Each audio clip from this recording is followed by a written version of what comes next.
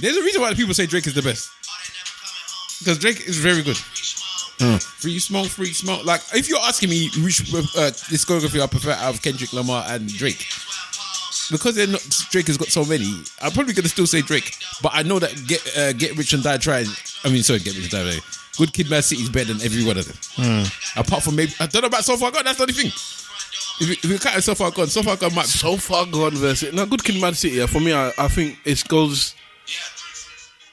It's like perfection. It goes beyond something. I don't know. But So Far Gone also goes beyond. It's like it's the type of thing that I'd put on a wall as like, no, this was a work of art. Whereas So Far Gone is just, to me, it means no, it's not just to you. It's to everyone. That's the thing. It's to everyone. Because are you recording? Yeah, I'm actually. Yeah, because the reason I'm saying that is because I was actually going to bring this up as a topic. But the So Far Gone is for everyone. You think it's for you because you believe it's for you, but it's not. It's for everyone. It's for me. It's not for you. That's what I said. Anyone in that era, this man has told you that he was feeling it. I was feeling it. You was feeling it. Every man in that era was feeling that stuff. There was something about it, especially at a certain age as well. If you was going university or college in America, you was feeling it because it was part of your life. Yeah. Thing. But I was listening to an album today, and it actually was a question I was going to bring up in the podcast, but now we're already hitting it. Like, what album do you feel represents you? Yeah? All right? What? In what way? In just what represents you. Like, if somebody says, give you an album that would represent your life or something that you can associate yourself to, what album would it be, yeah?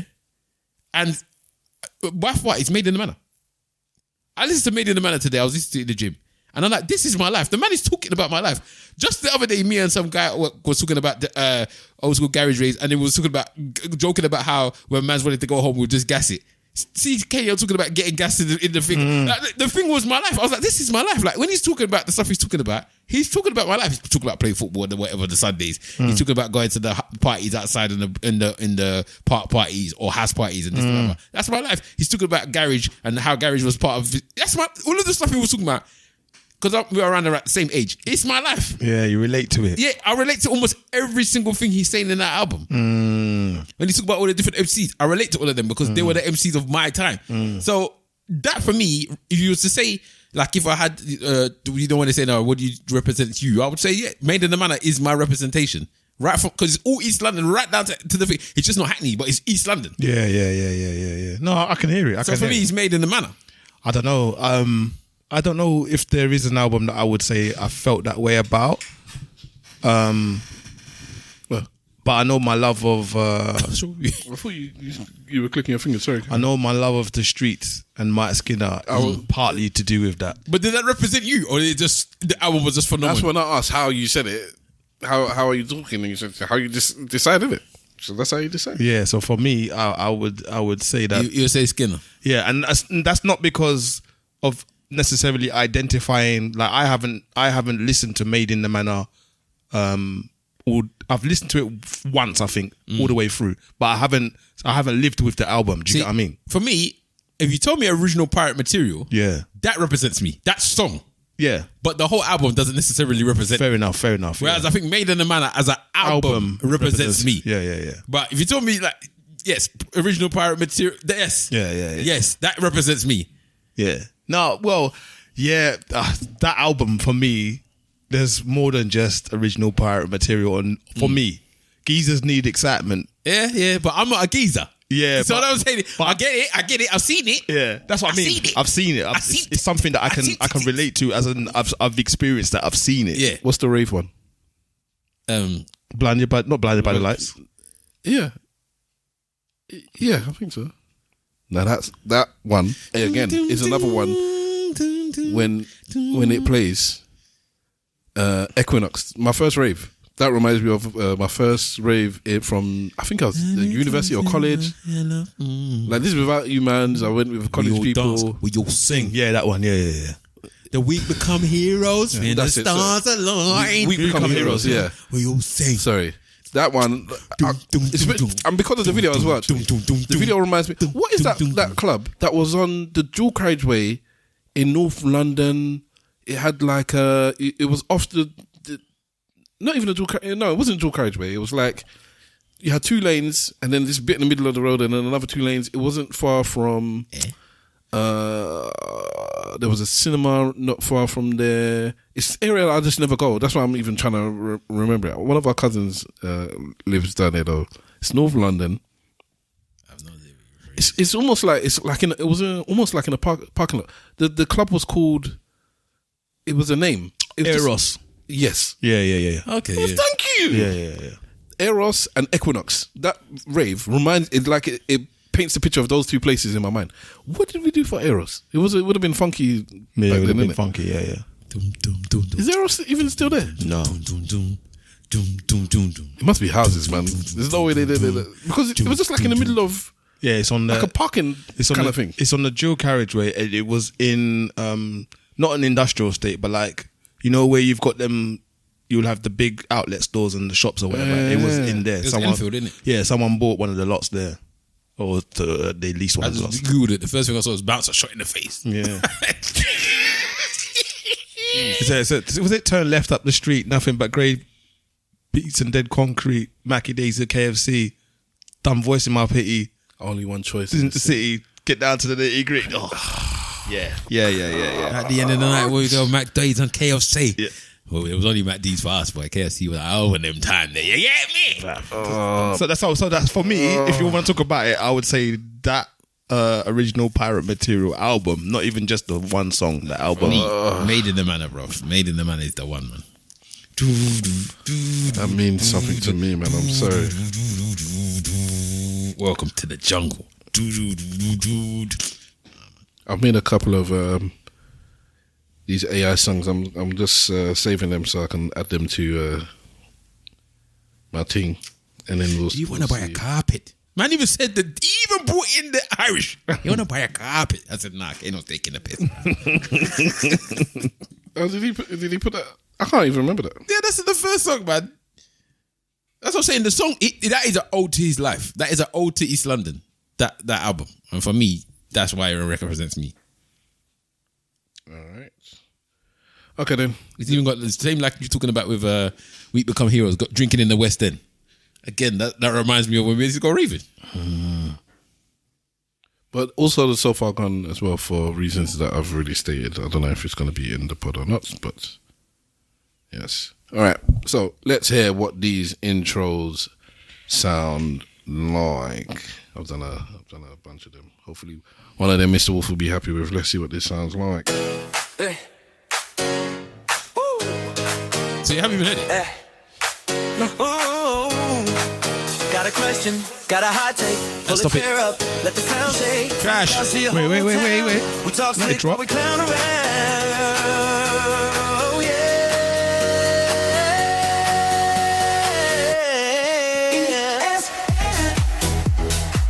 EDM, bruv. That's Ibiza. I never really did Ibiza. I said Funky House. Got a question, got a hot take. This is what's his name? Bruno Mars. Yeah.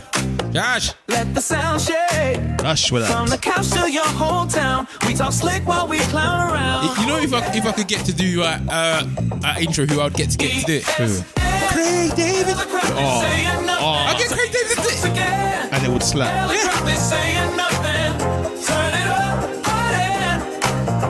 Why used to play this? Because I've never heard it before. It's trash. Talk slick, real quick. Done. Trash. ESN, eloquently saying nothing. This is all Bruno Mars. That talk till it turns into something. Hey, ESN, eloquently saying nothing. Hit play, let the good chat run in. Alicia on the show. Talk slick, real quick. Got a question? We fit.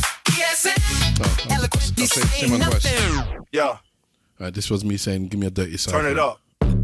Dirty what? Dirty South. Dirty South hip hop stuff. Send talk. Say what you want. Big fat, side eye, group chat, on live, hot take, dry clap, smart mouth, still snap. ESN, eloquently saying nothing. Talk slick, sound rich, say nothing, say nada. Eloquently saying nothing. Say nada. Turn it up, Miami bass. Say what you want. Yeah. Big fat, side eye, group chat, gon' live, hot take, dry clap, smart mouth, still snap. Is it? Eloquently saying nothing. Talk slick, sound rich, say nothing. Say nada. Is it? word, small filter, say something out of nothing's in. No. Liz, whatever, just start the podcast. Whatever you've made is trash. Say what you want. It was the wrong tempo. Yeah. This is the tempo. Big facts, side eye, group chat, gon' live, hot take, dry clap, smart mouth, still snap. That one's got a little bit of potential. No. Okay. Ladies and gentlemen, boys and girls, cats and dogs, rodents and other small insects, welcome to the ESN podcast.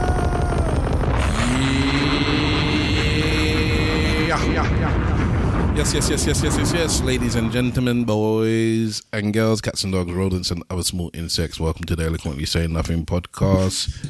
We are recording on Thursday. He says saying Thursday. The 2nd.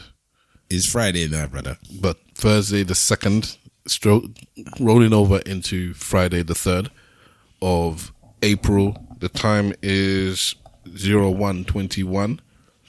We are in North London studios, and this is episode number 558. in your blood. Clap, clap, clap. 558 for them. It's not easy to get stuff back into the groove. Just the music, and suddenly he's alive again. He's alive again. I'm It has alive. nothing to do with the music. Once the thing switches on, Whatever. I was just telling someone at work today. Like he was asking if I wanted to step up the ladder, and then he mentioned a couple of positions, and I said those two I can do.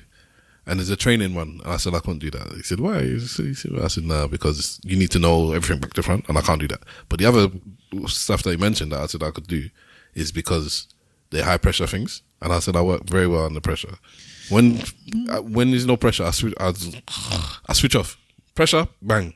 I'm one of those people that actually excel under pressure, as long as I know what I'm doing. So yeah, if I don't know what I'm doing, then I don't know. But Are you a person that excels under pressure, Mr. Waller? What do you mean? I don't know. I don't know what they pay me. Yeah. in life in general. In life in general. Yeah, I can do that under pressure. When there's shootings, trouble, beef, stuff, all of a sudden my brain, that's when all of a sudden I kick in. Yeah, I can do that. I have no problem doing that. The only issue I do have is when I suppose obviously I've got a control freak, innit? So those types of things I might not be able to control as much, but I can still adjust and deal with it as needs to be done.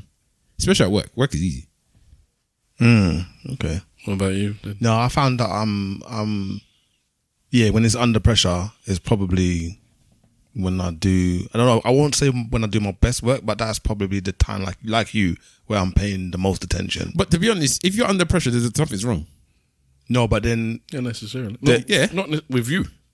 No, in general, if you've now got to a point where you're under pressure because of something, that means something has gone wrong. yeah, but then Not necessarily got to. What's that got to do with anything? Anyway. Yeah, you should try never to be under pressure in the first No, place. that means so. The difference you're saying, you phrase it correctly. Then you've done something wrong, because I can't change the whole world and It can't nothing, just be. It can't nothing just be happens you. wrong. Sometimes it can't just be you. It could be other people. But There they you say go. that if you prepare for things that are going to go wrong, when it actually goes wrong, you're already prepared. So I prepared for somebody chasing me down. I prepared for a car crash. I'm talking I that prepared work for- related. I'm not really talking that personal stuff. yeah, but I'm saying even the work that I was doing, like if we had like service side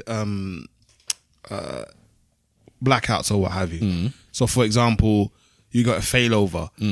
Even if you've got a whole protocol for if that was to happen, Yeah. you still have to enact that protocol, and there's still the chaos that ensues as a result of the thing happening. Yeah, but if you've got the instructions of how to deal with it, you got the instructions in it. It's just how it is. Yeah, but the thing about it is that if it's a bunch of computers doing the work, then yes, there is no emotional thing inside of it. But when humans are involved and lots of money, for some strange reason, they get very emotional. Yeah, that's them. I don't panic. Yeah, so I'm saying I don't panic, but the situation is panicked, if that makes sense. I don't panic. Or I should say I do panic. My panic response is not to be manic. My No. panic response is I actually get very, very calm. I don't panic because in the end, panic, you just end up doing stupidness. And usually, most of the times, when the people are panicking, I tend to be the voice of, "Are you sure you shouldn't be doing this? Are you sure we shouldn't be doing that?" And then they'll be like, "Oh yeah, that makes more sense." Because they're panicking, they're thinking we need to just rush. And I'm like, the more you rush, the more you actually make it. But what I'm saying to you is that doesn't mean that you're not panicking. It means your panic response is different. No, I'm not panicking because it's not my money. In my head, none of this stuff is not my money. So when it's your money, then what? Then maybe I might panic, but it's not my money. So you do this to be running around this and the other. If you know what, to be honest, I'm saying this now because I'm never the one at fault. If I'm the one at fault, maybe I might be a bit different, but I'm never the one at fault. Yeah, but the thing is, it's not for me. It's not about whether I'm at fault or not. Again, most of the time I wasn't at fault, but something falls into your realm of responsibility. Yeah, it's my responsibility to maybe resolve it. Yeah, but because I'm not at fault, I don't feel that same. Oh my god! If I do this wrong, somebody's gonna fire me. So yeah. I mean, again, maybe that's what panic is, but I don't get that. But when the steam is firing and everyone's like, oh my god, I'm usually the calm head, like you, that says, no, we do this. No, we do that. But yes, but we stick to this. I can panic if something's my fault, but I still deal with it well. Yeah. When it's not my fault, I guess if we're just strictly talking about work. For me, work is such a back going to what we were talking about before we started recording. It's just like, I'm not even thinking about work. But if we're talking about work, when it's not my fault, then again, I don't. If I'm not panicking, then I'm still on point. I've learned in life that my panic response is that I get very calm. Everything slows down, and it's like I can see. I don't really have that type of stuff in my personal life. I can see all of the gaps. I don't really have that type of stuff in my personal life. I have arguments. I don't have things that involve me having to panic. Well, I rolled my car once. Yeah, I've done stuff like that, but even then... But I'm saying to you... I haven't rolled my car. This is what I'm saying. The car crash, I've had all these the panic response is you can see that it's going to happen. You can see that you can't do anything about it. And normally when people panic, it's like, kind of thing. Whereas for me, it all just slowed down. It just turned into a really, really slow move. Like bullet time. It was just like... How many times in your life have you almost died? And how much do you think that has shaped your life? I've almost died 1, 2, 3. 3 that I can remember, like up front. How has it shaped my life? Like, do you feel like you've had any of the stuff that you had, has it had like a trauma response in your life? I don't know. I think a lot of people who have gone through... Sorry, same question to you actually. Apart from apparently when I was born, I nearly died. But you can't think of anything else that would be in that realm? Not as an adult. Okay. I'm trying to think if I've ever had that thing. I don't think I've been in dangerous situations, but not anything where I was thinking I was going to die. Yeah. So no one's like put a knife out on me or tried to stab me or any of that type of stuff, which should happen to others. I think I've had a knife, but even then I didn't think I was going to die. But I think there's certain people that have gone through life and things have happened to them, and because of the environment that they live in, they don't even acknowledge those things. Like somebody's been stabbed. Oh yeah, I've been stabbed. Like they're just carrying as normal. Yeah. And they don't even acknowledge the fact that you almost died. You know, like that. Yeah, but what? It's like they haven't really even acknowledged the trauma that comes with the fact you almost being killed. It doesn't have to be trauma, but sometimes it is though. Sometimes because it shapes the way that you behave yourself. Yeah, the type of person you are, innit? Yeah, but it shapes the way that you behave yourself. So there's certain things that you don't know is the reason why you're behaving yourself is because of the fact you almost died. Everything shapes the way you behave. Yeah, I'm not saying that, but I'm not saying it's not. But people need to sometimes acknowledge that this thing happened to you, though. Like this thing happened. You can't just blink off your finger and be like, oh yeah, somebody tried. Yes, but it's calm, innit? The thing is, I think it's calm. I think because I think trauma is relative, innit?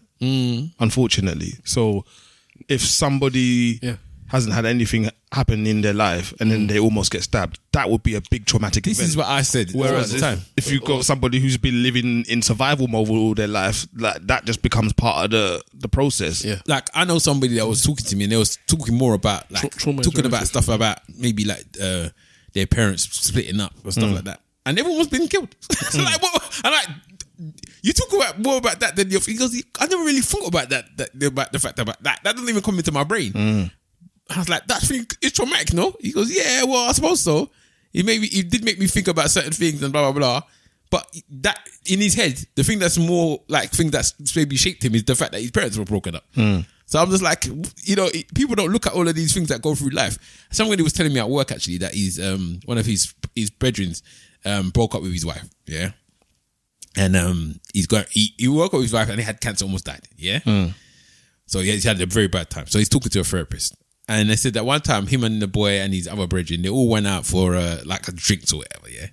And they was telling them all the things that they did to him, or all the jokes and stuff that happened when they were young. And he had the notebook and he was just writing it down. And he's like, what are you writing? He goes, to things that I have forgotten completely has happened to me in my life that I need to talk to my therapist about, because clearly I just blanked them out. And they were very, like, people would say that they're very traumatic things, but he just blanked them out because there's other things that's happened to him. He hasn't even acknowledged these other things that happened in the past, and they're making jokes about it. But so a lot of other people, this ain't no joke. They think that they're saying about the man, basically. Yeah, but I'm so on the side of what Simple Simon said about is relative.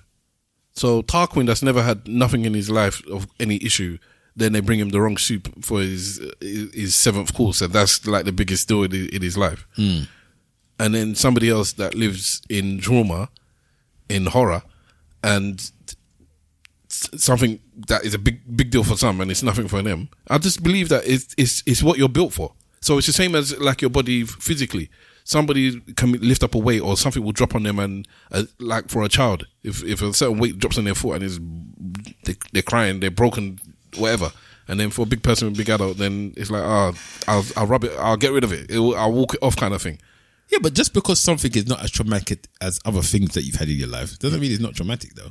It doesn't have to be traumatic. A trauma, or we take trauma in just the literal sense of the word, as opposed to like the new age sense of it, where it's gonna be like it's changing your life to this big thing. Because all the stuff I've been through, and okay, let me put it this way. No, I'll just do it simple.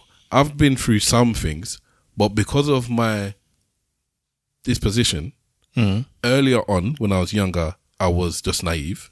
So it was kind of like things were happening and they were going over my head. Yeah. Right. And then as I got older, I believe I don't know how or why, but I just was built for dealing with traumatic events. Well, maybe that's because of the reason. Maybe that's why. And I don't know, but most things like that is nothing to me. Oh yeah, I've had somebody try and stab me before. So yes. When you spoke about that, I just thought yes. Yeah. But again, it was like nothing. I think also, growing up, I had friends that came over from Somalia at a time where Somalia was deep, and they were unfortunate enough to be involved in some of the deep things, or at least witness to it. And obviously they've come over to the UK now, and obviously that's trauma compared to the stuff that's happening over here. But did they think it was traumatic? Did they come in and think that they didn't? Or that was their day to day? They didn't. But what did happen was that the things that were happening over here that we were all going ooh about, they were like, well, what's the big deal? Do you get what I mean? Yeah. It's like, what did Pusha T say? Yeah.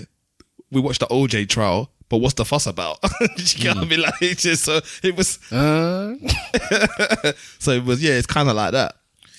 I just find it interesting that there's a lot of people that was wild. That's people. Yeah, but what's the fuss about? Like people have gone through a lot of like madness in their life, but it's just your life. If you know what I mean, it's not. If you talk to somebody that hasn't gone through that stuff, they'll be like, "Wow, this is like madness," and to somebody. This is just Tuesday, bro. It's smart. I think the way I'll explain it to somebody who may not understand is, I think most people can understand their first love and breaking up with somebody that they first love, and how that felt, your first heartbreak, and then second time breaking up with somebody you love, or third time or fourth time, and it gets easier. For me, anyways. I don't know about for everyone else, but for me, after the first one, everything subsequent to that wasn't a big deal but the first one was. But it's the same love I might have felt for number 2 or number 3 or whatever. But it's like I know how to deal with it now. Oh, I'm not going to die. I felt like my heart broke, and I was, yes, exactly. Help me. And then even then, okay, then you have these kind of therapy where somebody's, so that is a very famous, or it's not very famous, but that's a bit where somebody was on a plane and they were, I had a panic attack. Yeah. Now there are therapists who say, for you to deal with this problem, whatever it is, I'm scared of spiders, I'm you scared gotta of face flying. it. Yeah, you do it, and then once you do it, then it's like, oh, you go through the trauma of the fear of touching a spider or a rat or going on a plane or heights or whatever it is. And then after you've done it once or twice, then it's like, oh, it wasn't that bad. I survived. I lived through it. And then you carry on in life. And somebody goes, you had a traumatic event. It's like, yeah, I touched a spider. I'm here now, innit? And then what? So for somebody, touching that spider is they would have preferred that than being shot at. Or sorry, they would have preferred being shot at than touching the spider. That's the trauma for them. It's very strange anyway. Everyone's got their own thing. Yeah. But I just So- find it interesting that there's people that's out there. There's things that the majority of people would think would be very traumatic experiences, and they're just like, and then the thing that you think is not the most traumatic thing is for them is the biggest deal. Yeah, everyone's got their own. Yeah. So I'm trying to think of what is traumatic to me outside of death. Like, I don't know. Like my fear, because when I'm talking about panicking and stuff like that, I was thinking in my head, so what am I scared of? And it's like my fear is like my children, me failing my children. That's the fear I have. I don't want to flop by them growing up waste. So like that conversation we're having in the WhatsApp group, or the conversation I was having with my nephew and niece, or my nieces earlier this week, I was talking about my son told me he didn't want to go. I told him to go back to bed, and he said I don't want to. And it wasn't like it might have been on the cusp of just like informing me, but he planted his feet as he said it, because I was pushing him, like, not. You were ushering him. Yeah, I was ushering him back to bed. I said, "Oh yeah, go back to bed." And he planted his foot and said, "I don't want to." So as I'm like pushing his shoulder, It's not the resistance. yeah, it's like he's stopping himself from going, which is why I gave him the Vulcan grip on his shoulder before I dashed him into the bed. Putting up a resistance because my hand was there at the time.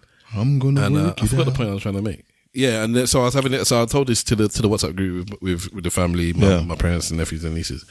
And one of my nieces was basically telling me that, I should care about his feelings and his emotions. I shouldn't just I know who that was. Ignore the fact that It's one of two people, but God, yeah. I shouldn't ignore the fact that he's telling me what he wants. And I'm like, my argument to that is like, it doesn't matter what you want, because I'm teaching you about the real world. And in this case, because there are going to be times where what you want is important, what you want is valid, but not wanting to go to bed is not one of those times.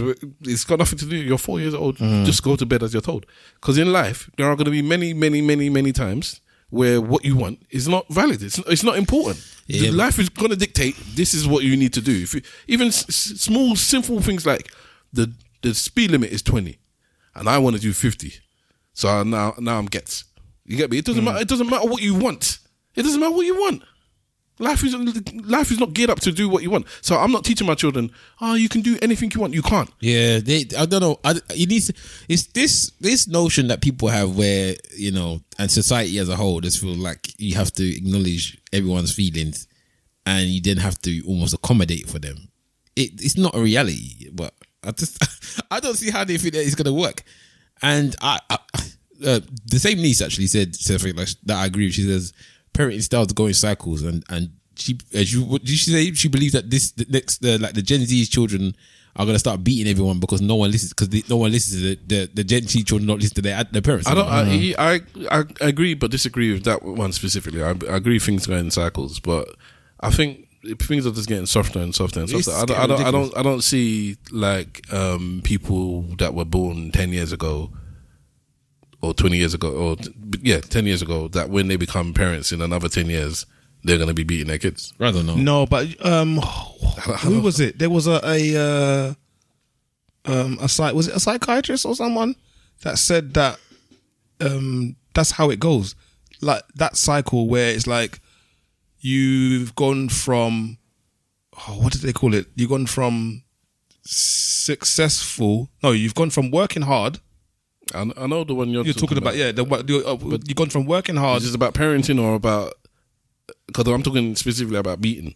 That one about finances is the one I'm thinking, like how successful you are as a family.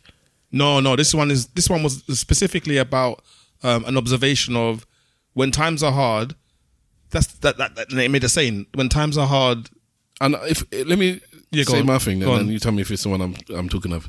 So rough times build like strong people. That's the one. Strong people, but then this has got nothing to do with smacking. This is my point. So No, but I'm saying to you that the concept. I agree with that concept. Yeah. But that's separate from the smacking thing, which is why. But I'm saying that concept applied to parenting, Yeah.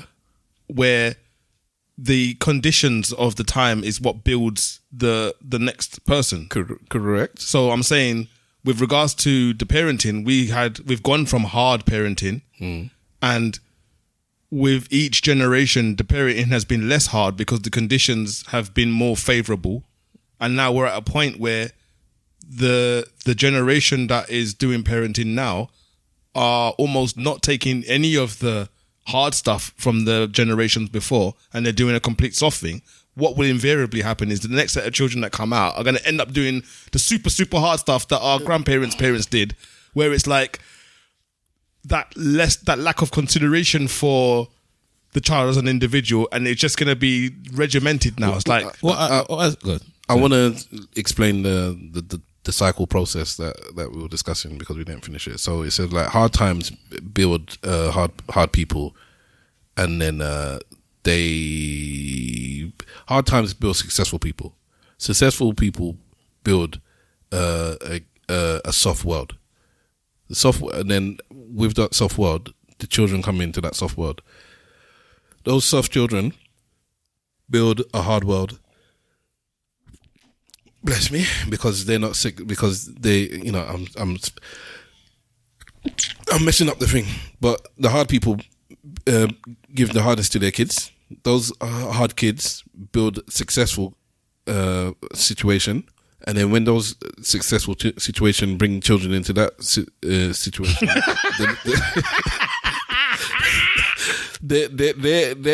they become soft. And then those soft kids build a soft situation, and then the soft situation crumbles because you need some sort of And then it becomes hard foundation. times again. And then it's hard times again, and that's the cycle. I was saying to in the conversation, and I think I'm right, to be honest, that sometimes people just look at the bad things about their childhood and only focus on the bad things. They don't actually acknowledge the actual good parts of the things that they had in those hard times. This is and what I was and saying then when they acknowledge so they go the complete opposite of what they was their parent that they had, when actually some of that was good, and some of the things that you came up with were good. You're just too busy focusing on the bad things that you didn't even acknowledge the good things that your upbringing had, and then you just end up going the complete opposite. so the quote is, hard times create strong men create good times create weak men, and weak men create hard times. Yes. So no women at all involved in this. So Misogyny. resilience is built through hardship, whilst prosperity can lead to complacency. That's the wisdom. That's the wisdom. So I think if you apply that concept to parenting, I agree with. you can see it. Yeah, but that's not beating. No, but I'm saying beating is part of that, though, isn't it? Because that would be considered hard parenting. I just don't. Yeah, I hear what you're saying, and I agree with it in life. I just don't believe beating is going to be around. I don't think my children are going to be beating their children. Well, because it's not what they know. Because when I'm talking to people now, they're not smacking kids. It's like it's foreign to them. Even though, like, people a bit younger than me, 10 years younger than me, so people in their mid-30s, early 30s, they have kids. I'm like, do you smack your kids? So just today, somebody is in his mid-30s, do you smack your kids? He's like, no. He's got There's people in their 40s. two girls. In your age that don't smack their kids. Yeah, but I'm talking, okay, thank you for telling me that. I'm just saying, you're making it younger, like it's a younger. I think people our age don't smack their kids. But I know people my age that do smack kids. Whereas people younger than me, I'm struggling to find people younger than me that are, even if they do it, it's like they're ashamed of it. Like it happened by mistake. I got too angry. I should not have done it. I know people my age that smack their kids, and they with their chest they say it. Like, yeah, of course, if it's necessary. It's not like they're going around with a medal saying that I smack my kids, but it's like it's not a problem. Whereas people in their 30s, it's a problem. It's like I shouldn't be smacking my children. It shouldn't be something that happens. And I just don't believe those children are going to grow up smacking their children. Because they never got smacked. Why are they going to be smacking their kids? I think that's one of the world's. There's a couple of world changes that we've had in our generation, like the way mindset. Smacking is one of them. Homosexuality is another one, I disagree with that. What? What's the change? Like it's more become an acceptable thing. Like even if you're doing stuff. Like I'm talking about which one do you not agree with? The homosexual or the smacking? No, homosexual one. So it's been unacceptable to smack children now, and it's acceptable to be homosexual. Or it's more accepted in society to be homosexual, and even if you don't accept it, it's not allowed for you to even say it. So it's underground homophobia. Right. It's not overground like it would have been in the past. It would just be normality. So stuff like that. I think that's a world changer. I think these types of things have changed the way that we see the world in the UK. No, it's the Western world. It's the world in general. Some countries still have their whatever, but doesn't mean that they in their heads not thinking no, it's not as. I think you'll find that in some countries the homosexual stuff was more progressive than in this country. It was homosexuality was legalized in this country in our lifetime. Some other places they were a bit more progressive. Even if it was legalized, doesn't mean society as a whole was looking at it as. No, I'm saying I'm kind of agreeing with you for the UK. Like it was up to the point where in our lifetime, when you're not 100 years old, it was illegal to be gay. Illegal to be gay in our lifetime. It's not in your lifetime. When did the I feel like it was the change? 70s. I don't feel like it was the 80s. Okay, but anyways, in living memory.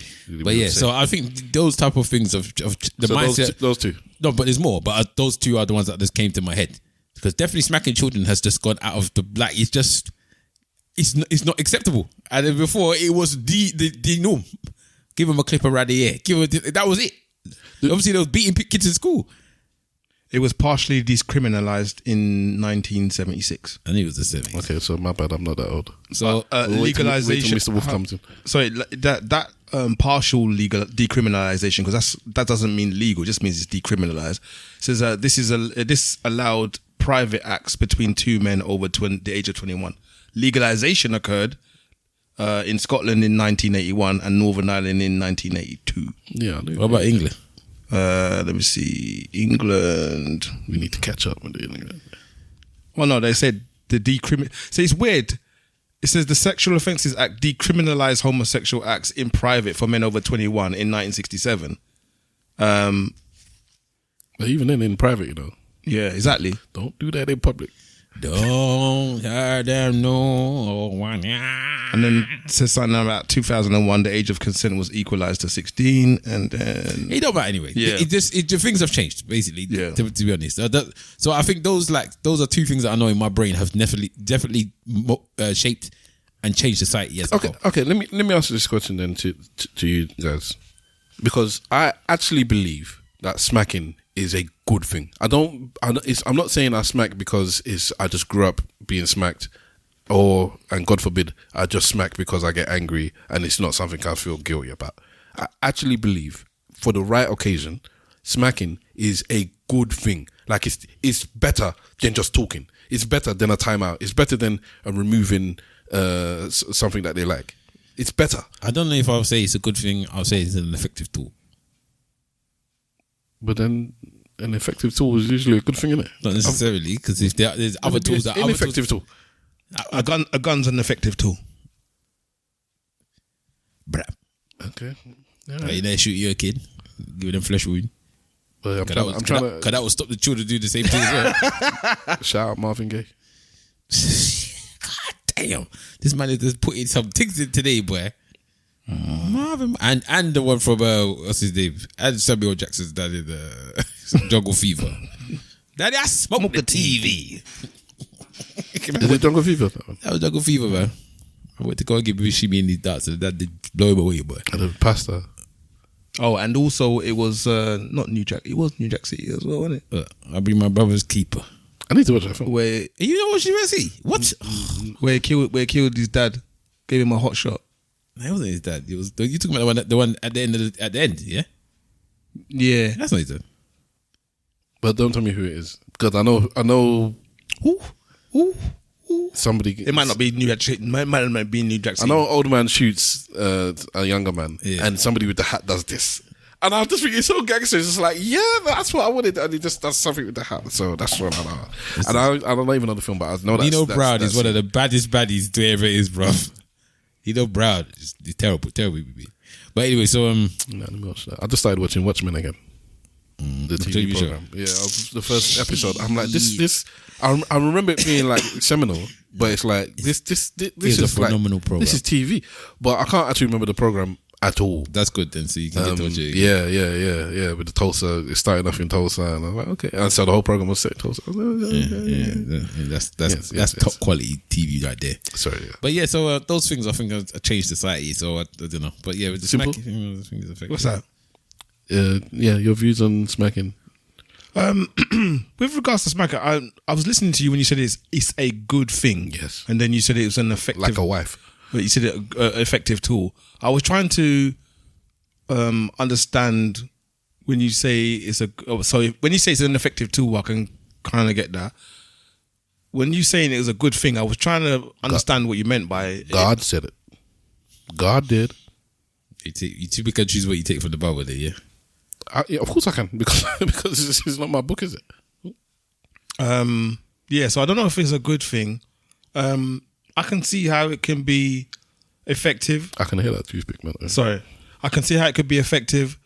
As far as I'm concerned with my experience, it's not really a tool that I've had to lean on too often. I've been lucky in the sense that we have a child that can be reasoned with, and I choose reasoning over smacking. The fact you're having to reason with them is one of the reasons why people smack, though. Yeah, but then I should have to reason with my child. Yeah, but that's what people are saying.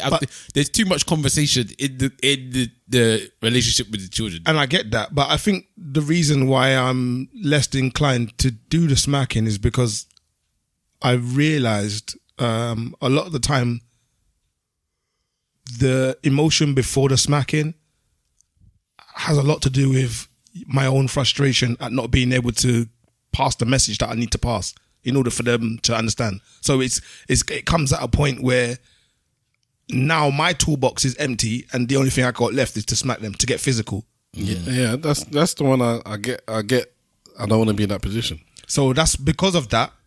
That's the reason why I kind of shy away from actually doing the smack, because I'm thinking, to me, smacking is very much the last resort, where it's like I can say for myself, you know what, there isn't any communication that I can put across that is going to get this message across.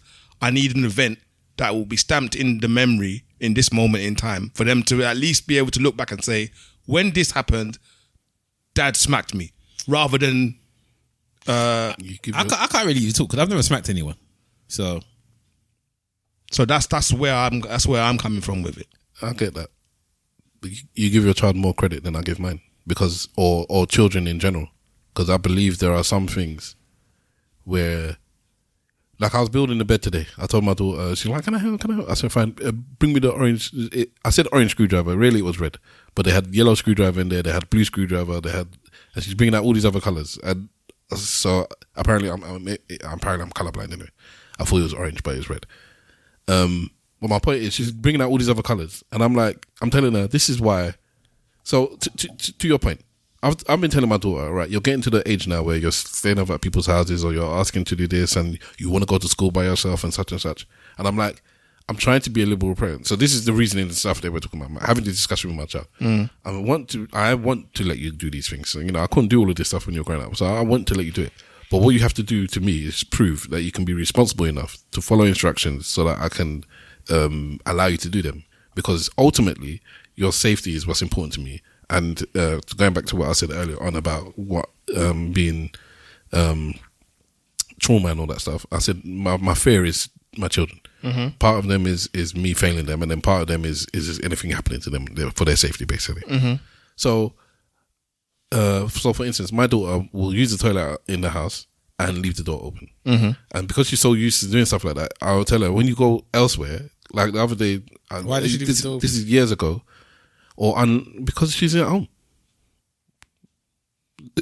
Because she's at home. Okay. Do you always close the door when you use the toilet at home? You don't even close the toilet when you use the toilet here. We can hear you on the thing. So I don't. Some questions you ask me, I'm baffled. As to why I don't close it though. But at home, I do close it. I do close it. Yeah. Well, I don't. Do you? What? If it's just you and your missus.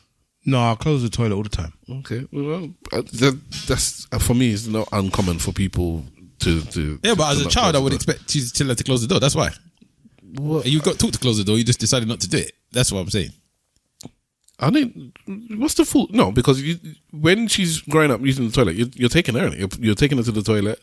Then she starts using the toilet herself. You're not there fortunate. Close the toilet because you're young. I'm making sure that you're even doing it properly. Are you washing your hands and yada yada yada? Then you get to the point where it's like you're comfortable using it by yourself, but you haven't actually been taught. Close the door. But now you're leaving the house. You're going elsewhere. I'm having to teach you like simple things. Close the door when you use the toilet, or basically what I'm trying to explain to her is that the stuff I tell you to do, there are so often times you don't do it. Not because you're being disobedient. Not because you're being reckless. Just because you're just not paying attention to the instruction I'm giving you. Yeah. And now I can't trust you to go outside and do X, Y, Z. Because, what was it I told her to do yesterday or the day before? I said, go next door and bring me the black box on top of the cabinet. And then she went and then she got me something that it was underneath the yellow box underneath the cabinet, something like that, for instance. And I'm like, daughter, what did I ask you to do? It's like, I don't know. I'm like, that's fine. You can make a mistake. Don't get me wrong. Even though it's just go next door and do this thing. But my point is that you're just not good at following the instructions. Well, maybe she's a bit worried, a bit scared to ask you the same thing more than once. I'm not saying that you're, I just told you to go next door and get. Yeah, but then she might think she's not listening, and she might get in trouble for not listening. No, well, even then, I just told you that I'm talking to this anyway. Yes, because I'm the criminal dad. I didn't say that you was the thing, but you don't know. Sometimes children they think stupidness. Children, I've learned in the past couple of weeks, children are very stupid. I didn't know they was that stupid, but which is why I don't give them credit. But in this case, the point I'm trying to prove, which is why you don't have to say something else, is that she's not good at taking the information. And like I said, she's not being disobedient. She's not. It's not. I'm scared to. It's just as soon as it goes in one ear. The line is it comes out the other, and this my daughter is an example of it goes in one ear and it comes out the other. I'm not trying to be disrespectful. I'm not trying to be disobedient. That's just how I'm built. I was the same way. This is why I can relate to it, and I just know that she'll grow out of it. But in the meantime, I can't trust you to do things by yourself, because when I say, okay, you can walk to school by yourself, but if somebody approaches you, do X. Make sure you take route Y, and don't follow friend Z. You just forget, and you just do it. And when you come back and something happens, I can't even look at you and blame you and be like, didn't I tell you this? Because in my head it's like I know the limitations of my daughter. But then, as far as like, how does smacking work with that then? Smacking is she gets smacked when she lies. Okay, and that is because there's a zero tolerance thing where to your end, I want you to know that X equals Y. Okay. So if you go to school and you do poorly, we can have a discussion. I can tell you off, yada, yada, yada.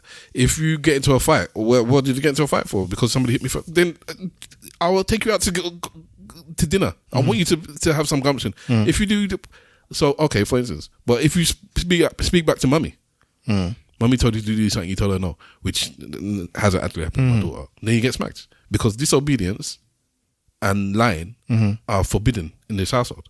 So you get smacked. Like all the other, that's the top level of punishment. Yeah. And that's what you're going to receive for that. So these two things are really off limits. I was thinking about certain things today actually, because I was hearing a load of people's parents saying, no, you can't do this with my child, you can't do that with my child. And I feel like somebody obviously that doesn't have a child. So let's say that one of your children came over to my house and you've given me these set of rules. At some point, I feel like I just don't want them there. Like, if I can't do certain things, I'm not even talking about smacking, because for me, smacking that's fine. Then what rule have you heard that? I've heard somebody say that that people shouldn't shout at their children, and I'm like, are you mad? Like, in my head, it's like, what other tool is somebody else now got for this thing? You don't have to shout at a child if the child is now doing something, I cannot. They have no fear of smacking because you know you're not going to smack them. Yeah. You have no fear of whatever. I can't shout at them. So then I should just be asking them quietly. Give me a scenario. Okay, let's say somebody's there slapping your face, or somebody's just doing anything. Let's say the person's being rude to you. Yeah. Let's go back to your own child's thing. Yeah. Yeah. Go to bed. No. Go to bed. No. Go to bed. No. Go to bed. No. I'm just going back and forth saying go to bed. I can't smack you. I can't do nothing to you. I can't shout at you. I can't do anything. So what we just do? We're going back and forth. That's simple. How should he resolve that? No shouting, no smacking. Yeah, I don't know, but those are not the only tools. That's what I'm asking. What should I do? Yeah, what's the third tool? Because for me, if I'm a big enough person, if I tell you to go to bed with authority, with a good shout, you're more likely to do it. Even if I don't have to then beat you, which I want to do in the first place. Yeah. So then now what? I'm having a conversation with a 3-year-old. Are you mad? That's effectively what it boils down to. I ain't got time for conversation with 3-year-olds, bro. Yeah. Go to bed. Yeah. That's what effectively what it comes down to. But you got to find another way. Oh, you just don't come to my house. In those situations, I'll just be like, if I as the adult have got no authority over this child, then what's the point? Some people will look at you and be like, why is shouting, why do you deem that to be authority? I think it is. I think that is giving me at least one weapon to try and control the child. And I don't want to hear no rubbish about you shouldn't be controlling children. Yes, you should. Some people be like, again, going back to this gun analogy. Okay, then let me put your child. Why is it a weapon? Let me go and put your child in the middle of the street and look at them, and then be, can you come back, please? Can you come out the road, please? I think if somebody says don't shout at my child, I think there's always a caveat where it's like, unless they're going to die. Don't caveat me, and bro. shouting will save their life. Don't caveat me, bro. I think that this goes. I shout when I want to shout, but tell me when I can't shout. It depends, because some people might think you are aggressive and a shouter anyways, and so I don't get scared of my child by shouting at them all the time, because some people might think you shout a lot. Exactly. So if I shout that's me, then, isn't it? That's who I am. Yeah, but then I don't know if those people would say to you that you can't shout at their child. If they know that you're a shouty person, they just wouldn't let you have the child. This is what I'm thinking. Why would you bother to even, if you know this who the person is, why would you even give it to them? The film that I was talking about wasn't New Jack City, it was Sugar Hill. Okay, I haven't seen that one either. That's another Wesley Snipes movie. Yeah, I'm trying to remember it. And Michael Wright. Is it Sugar Hill Gang or just Sugar Hill? Just Sugar Hill. I'm trying to remember it. 1994 came out. I feel like I know one of the all them films came out roughly around about the same time, and they had roughly the same storyline. Inner city, bad boy, drug dealers, blah blah blah. Shout out Lupe Fiasco.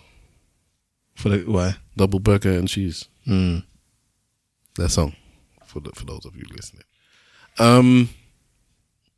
Which honors all those mid-90s, early 2000s songs. What's Sugar Hill, mate?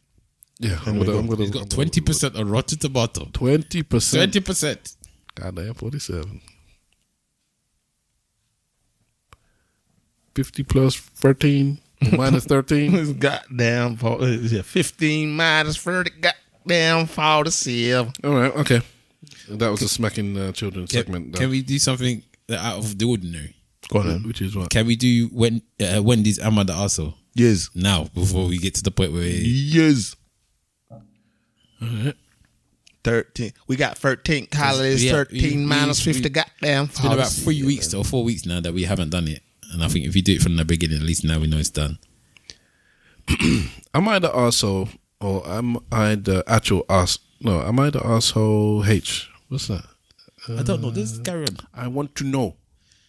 You ever heard of that? Why are you gay? Help me. I will never. Hey, fuck you, bloody. I'm at the arsehole for hiding the fact that my youngest son is biologically ours. So me, 48, and my wife, 46, both come from a culture where arranged marriages are common. And that's how we got together. We were arranged into our marriage when we were 18 and 20. I can go into more details about it if asked, but it's not super relevant to the post. We both wanted kids. However, my wife has a medical condition that made it very hard for her to get pregnant. And because of the arranged nature of our marriage, we didn't exactly feel too keen on repeatedly trying. So when we were financially stable and old enough, we adopted our first son when he was 3. He's now 26. And our daughter, who's now 22, a year later when she was a newborn. About 3 years later, my wife unexpectedly got pregnant after we drunkenly hooked up with each other and that resulted in our youngest son, now 19. John Kidley hooked up with each other. Go on. With your wife. When my wife got pregnant with our youngest son, we purposely hid this from our families. They had for years pressured us to try fertility treatments to have a child that would truly belong to us. And we knew if they found out our youngest was biologically ours, they'd never treat our other children the same. We hid our pregnancy and told our families we adopted our baby. Only a few friends and select members knew about this pregnancy. All of my children also know about this. My father, 69, was talking with me and my cousin, 47 male, who knows about the pregnancy. And how he was always disappointed that I never gave him a proper grandchild. And he was still holding out hope until last year when my wife turned 45. I told him he has 3 grandchildren though, through me, and he just grumbled about it wasn't the same. My cousin in private says that he thinks it's a bit of an arsehole move to still hide it from him because he's getting older and it's not like he can treat the kids much differently from one another now that they're all grown. I don't think I'm an arsehole, but I'm curious what Reddit thinks. ETA, me and my wife are not Indian, so please stop with all the racist messages and comments about Indian culture. They're not what? You're not Indian. Okay. Because I thought they were Indian straight. But then they're not the only ones that do arranged marriages, though. Doesn't mean I didn't mean they were Indian. Yeah. But okay, so for not telling my family that their grandchild is actually biologically theirs, am I the asshole? Boy, this is a good one. Is that actually a good one? Big Wahala. At Big Wahala is that Big Wahala was good, people. I don't think it's an arsehole. I don't like the fact they've lied to their parents. I don't like the fact they've lied to their parents, but I completely understand why they've done it. Because depending on, in fact, let me not even bring any type of race, creed, gender, or whatever into this thing, yeah? But there are families out there that will make a complete 360 about how they treat the children because there's a biological child that's theirs. Even to the point where now when stuff like inheritance comes into it and leaving things for the grandchildren, they may decide to leave the biological grandchild more than the others. They're definitely going to treat that child differently, regardless of whether or not you think they're not. They are, because clearly that being their blood is more important than the child being there. I can completely understand it. And if you love the original two children the same like you love your own biological child, then I get why you do that, because you want to shield the 2 older ones from potentially being hurt. So I get it completely. I don't think they're an arsehole. I think you've gone far. You've gone way farther than I expected. As I said, I don't like the lies that come around it. You could have maybe just thought this out and said, look, listen, if I start seeing you treating this child differently, then we're not seeing any of that or whatever. You could go that route if you really wanted to. Because that's less far than but that's honest. Problem. That's honest though. You're going to stop the grandparents seeing the kids. If my kids come in and now you're causing trauma in my family, yes, the word trauma is back again, where the older ones are being treated blatantly differently because of this new one that's come in, and I'm seeing that you just okay, that is these 2 older ones, dismiss them now because I don't care again because I got this new one. Then yeah, I can completely say, well, that's how you're gonna treat my rest of my family. Then later, we're not gonna participate in that. So yeah, I don't see them as being arseholes. I just feel like it's not nice to lie to your parents. Simple. As I'm listening, I'm mulling it over in my mind, and I'm realizing that this is potentially a lot deeper than a lot deeper than the surface suggests. So to answer first, is he the arsehole? I don't know that he's the arsehole. I don't know if I'm going to go that far, but I would say with our cultures. And I'm saying with our cultures, even though I don't know the actual people themselves or what culture they're from, with a lot of our traditional cultures, your child isn't just your child. They belong to the village. And they are a component within the engine that is your family, your generation, your lifeline. So blood is very important.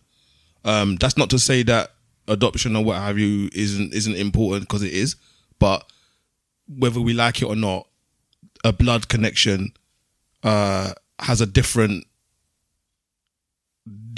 resonance than when you adopt. So I'm struggling with him being all right with not letting his parents know. And then also, as I was sitting here now, I was even calculating something else. If he has kept it from his family, does that mean that he's had to have the other 2 children who's adopted also keep the secret because they would have seen the mum pregnant? Yeah, you didn't hear that. He said that they know, obviously, not to tell their parents. Yeah, so again, I don't know if that's fair to put that extra burden on these other 2 children for you. As an adult and as a parent figure, I don't think that you should burden your children with that kind of thing.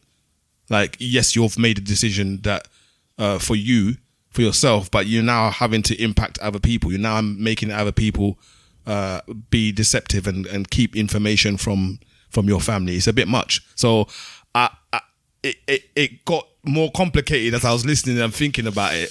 But a lot of people do that anyway. They might, but it's got nothing to do with children. They're very much happy to keep things from their extended family and their family. Yeah, but it's not just keeping the things from the extended family. It's that now you've inveigled or you've enrolled somebody else into this deceit, and they might not have the same what do you call it? They might have the same investment into keeping the information hidden or not. Do you get what I mean? So yeah, but clearly they've done it. Yeah, they have, but again, it's not. I don't know if that's fair. I don't know if I like it. I should say. As I said, I don't like the lie. But. So I don't like the lie. Whether they're assholes or not, I would say that's a bit extreme. But at the same time, it's not. As a father,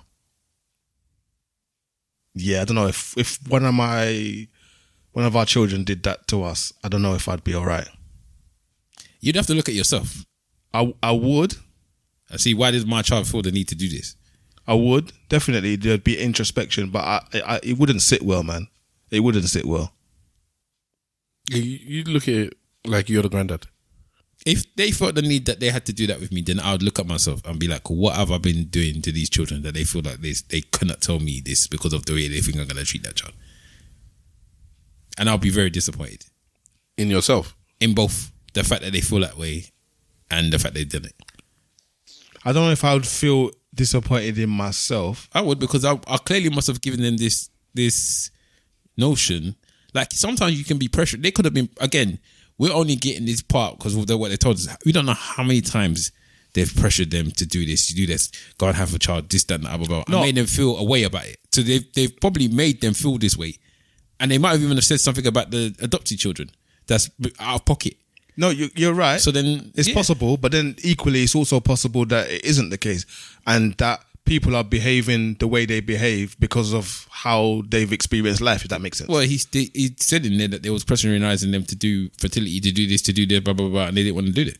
Yeah, but then again, even that, like, we were talking about things being relative earlier. What is pressuring? If all right, so as Nigerians, as you know us now, yeah? Mm-hmm. What thing do they pressure? Marriage, for example. Mm-hmm. But that pressure just looks like, when will you marry? When are you married? Why are you not married yet? Yeah? Mm-hmm. But that's not, I wouldn't say that's necessarily aggressive. Some people is aggressive. Fair enough. Again, it's the same relative as the trauma. This is traumatic if one person is not traumatic to the other. If you've constantly been thinking about getting married and it's something that's been in your brain and it's upsetting you for years and then people keep telling you to do it, it can be seen as being too much and traumatic for you. Yeah, fair. And the same thing with having a baby. You've been wanting to have a baby. You think that you wanted to have a baby all the time and they're constantly pressurizing you, saying you should do this, you should do that. And it's almost like, in those types of situations, it's kind of like you've got no privacy. No, yeah, I feel it. So, yeah, I get that. I get it. So, I get why at the time they may have come to the conclusion that if they find out that this one is their own original grandchild or whatever, they could original whatever you want to call it. So original pirate material. It could be they can easily see a change in the behavior. And if they're African, people do that anyway. They got favorites anyway. I prefer this one because this one is smart. This one is stupid. I'm gonna treat this one nicer. Yeah, Let alone if there's a blood situation involved there as well. Yeah. So then invariably it would have happened. It's a horrible situation. And when I say that, I mean I wouldn't like to be in that dilemma, but I'm unlikely to hide. The big thing for me is the actual grandparents, the feeling that you and your parent can't share the joy of the fact that this thing has actually happened. Yeah. Like, for me, that's really upsetting. Like, everyone has been waiting for this thing to occur. This thing has actually occurred. And instead of you feeling like you can share that joy with your parent, you feel like you have to hide it. So, as I'm saying, I don't know. There must be something there that's made them behave this way. Because this, for me, is a drastic thing to do. Yeah, you can't even do the... It's a lion. Look, it's a lion. You can't do that. So it's very interesting to see that somebody's decided to make this notion. What are you saying, Stav? I was leaning towards not the arsehole. Then Simple Simon spoke, and I was like, there are some arsehole tendencies in there. We both mentioned not liking the lie aspect of it, and me being the truth. That's obviously gonna be a thing for me, but just dash that to the side for the sake of giving it a good discussion. So I'm gonna say they're not the arsehole. The situation is unfortunate. I do understand it.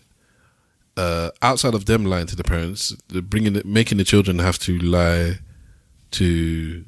I don't like making children. I don't. If it's one thing if you lie, I don't like making somebody else lie on your behalf. That's one. Then secondly, if you're telling them, the reason that you can't tell mama and papa that this third child, because apparently all children know the situation, the third child is biological and you two are adopted, is because they won't love you as much, or they're not going to treat you as nice, or they're going to see you as different. Then they already know that now, innit? You're putting something in their brain. I did wonder what they're telling them the reason as to why. It's like you might as well just let them be treated different, because sometimes maybe the reality is not as bad as what's going on in their heads. I did wonder, because that did come to my brain, and I did think to myself, did they actually tell them that, or did they give them a different reason as to why? I'll be very interested to this, is because they didn't send a link, they sent screenshots. Wendy, send me the link to that thing, because somebody would have asked them, what did you tell the other children then? Because if you've told them not to tell that you two knew you were adopted and this one is biological, and you've been told not to tell your grandparents, they're going to ask why. And is it both sides as well? That's another thing. Both grandparents? Because they only mentioned the dad's father. Is the mum's parents exactly the same as the dad's parents? Is everyone just like the same? Because you kind of maroon yourself there, don't you? Like, as far as family is concerned now, because you're lying to two sets of people, or you're not. And if you're not, it's even deeper. But in general, this is usually the type of thing that both sets of parents will be in unison about. Yeah, potentially. And especially because of their culture as well. Yeah, so they'll both probably be in unison about it, their feelings about their child anyway. But anyway, it is what it is. But it's a very interesting Amada also, because I would never have thought of this in my life, that somebody's doing this. I don't actually think it was necessary, even though obviously I don't know Deb, I don't know the situation. I just think it's a thing where after, let me get the ages again. So it was 22, 19. The children? Yeah, I don't know how old the last one was. I forgot what they said. I think it was like 7 years apart or something like that. Right. So 26, 23. So they got the 26-year-old when they were 3, and they got the daughter a year later when she was newborn, and she's 22. So that's 26, 22, and the biological son is 19. Jeez. So he's 6 years after the top one. 7. So she would have been 7 when it would have been 3. The boy is 7. The girl would have been 3. Still young enough to try and do a thing, I suppose. I think no. I'm just thinking. They would have spent 4 years with the boy. The whole 3 years. Sorry, because I'm trying to think. Because they adopted the boy when he was 3.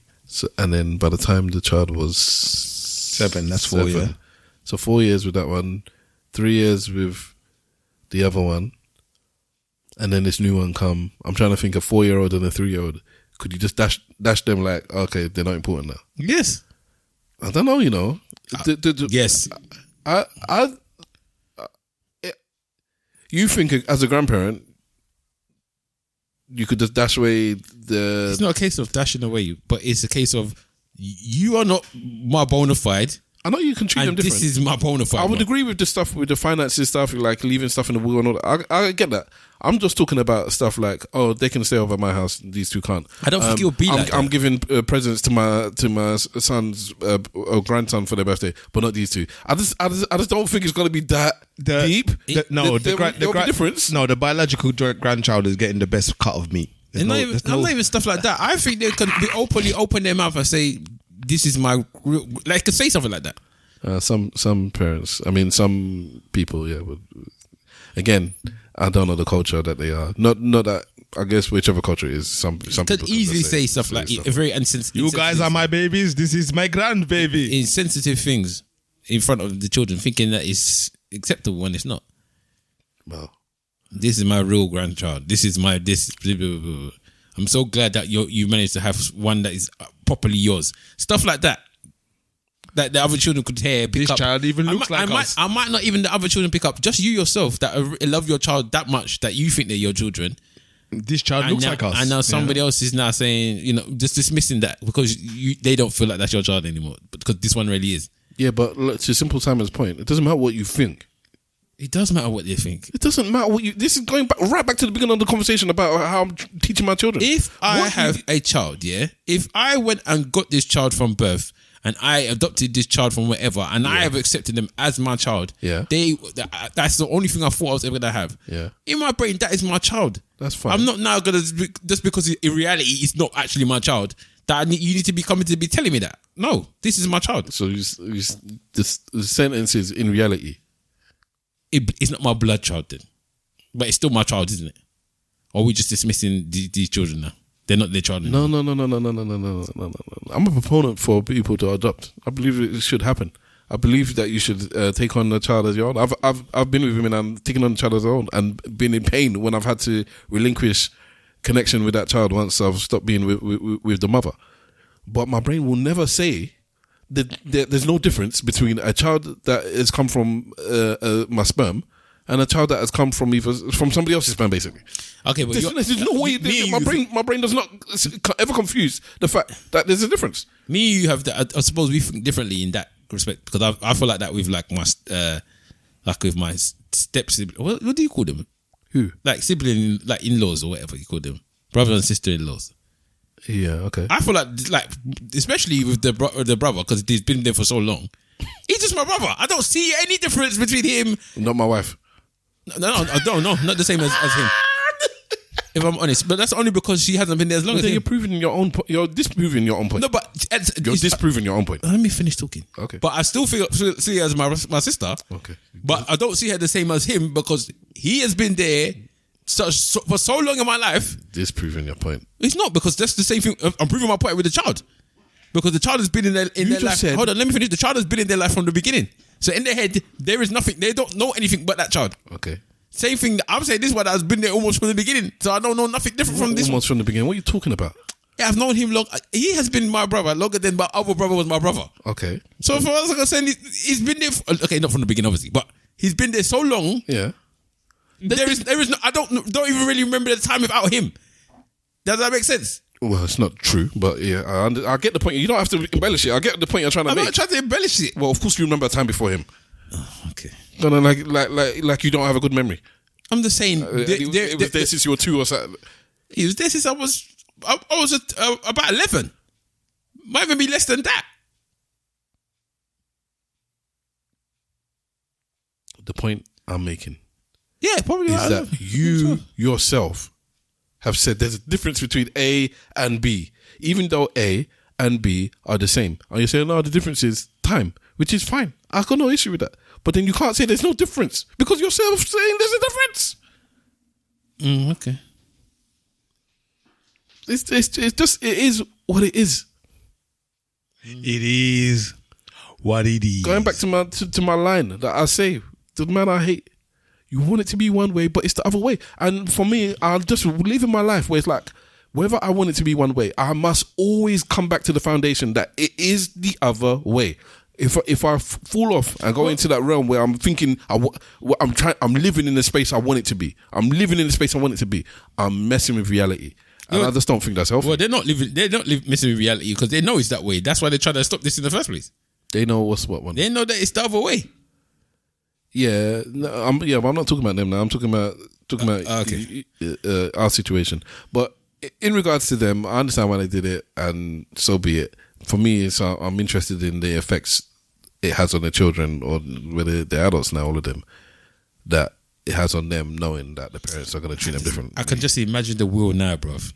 To my real grandchild, I leave all of the properties. I just don't know if it's going to be that deep. There are people that is that. Okay. I know there are, but maybe I'm too like nice. Yeah, I think you are. Or I'm dragging things to the. Well, I'm not the extremist. I think you're giving them a balance, and that I don't think sometimes. Basically. And I think sometimes the balance is not as much as you think it is when it comes to these types of things.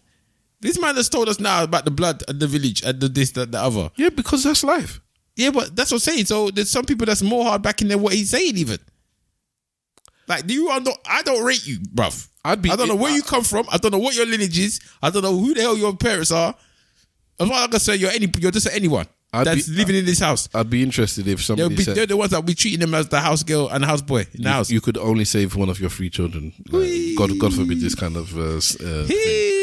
Well, which one the grandparent will save the one that is the blood. No, I'm talking about the parents. The parents that have adopted the first 2 and biologically had the third. The second one had them from birth. If you can only save one, which one are you saving? And then what do you tell the other 2? You're not telling them anything. They disappear. No, I'm talking about the other. I'm sorry. What do you tell the one about the other 2? I saved the other 2. I've saved you over the other 2, so they can have that emotional distress, emotional damage. Would you be surprised if they don't save the biological child? Depends how old the child is. In this age. I don't know actually, because they're the youngest, so they might just save them anyway. Let's say okay. I want to strip off all those kind of things and put it in there. For me, I don't think anybody will be surprised. Do you think they love them differently? Is that knowing them just straight out of the back? I don't know what it's like to adopt a child and then to have a biological one next to them. Yeah, because I think if it's the other way around, it's completely different. I don't know if it's different. I think if you have a biological child first and then you make the decision to adopt, I think that's a completely different mindset than adopting, think you're never gonna have a child and then having one. It's the mindset is not the issue there. The issue is emotion. Yeah, the emotion. I think that it's gonna be different. I just can't. Don't get me wrong, like. Because some people might say, people that feel they can't have a child and they have a child, they're going to love that child more. And people are like, no, not really. If you could quantify love, you don't actually love that child more than the person that's next to you that just had a child, the eighth child, like without even trying. Like they just had another one. You might not love them more. It might. I don't think it's not just that how much I want the child or how much I didn't think they were going to come or how much of a gift I think they are equals love. So couple A didn't think they were going to have a child. Couple A, you can't have children. They carry on having their business.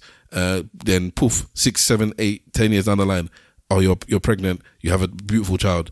Do they love that child more than couple B who didn't even want children? No, I'm not. I got the snip, and then 7 years down the line, couple B, you're pregnant. I know. I think that's a different false economy. I think what the economy is. I don't think I can have a child. I don't think I can have a child. I then adopt a child because I want a child. Yeah. And then I find out that I have a child. I can have a child. I think that's the thing that is the equivalent. So that's what they happened here. Innit? I didn't think I could have a child. Yeah. I want a child. Yeah. I adopt a child. Yes. Then I have a child randomly out of the blue. Correct.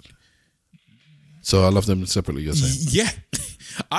So you assume that this couple love their biological one more? I don't know because I don't know the couple, but I would assume the majority. I didn't say they love them more, but that child has got it's a miracle child. You must. Yes, and I would also go as far as to say, as a man, I've never actually carried a child.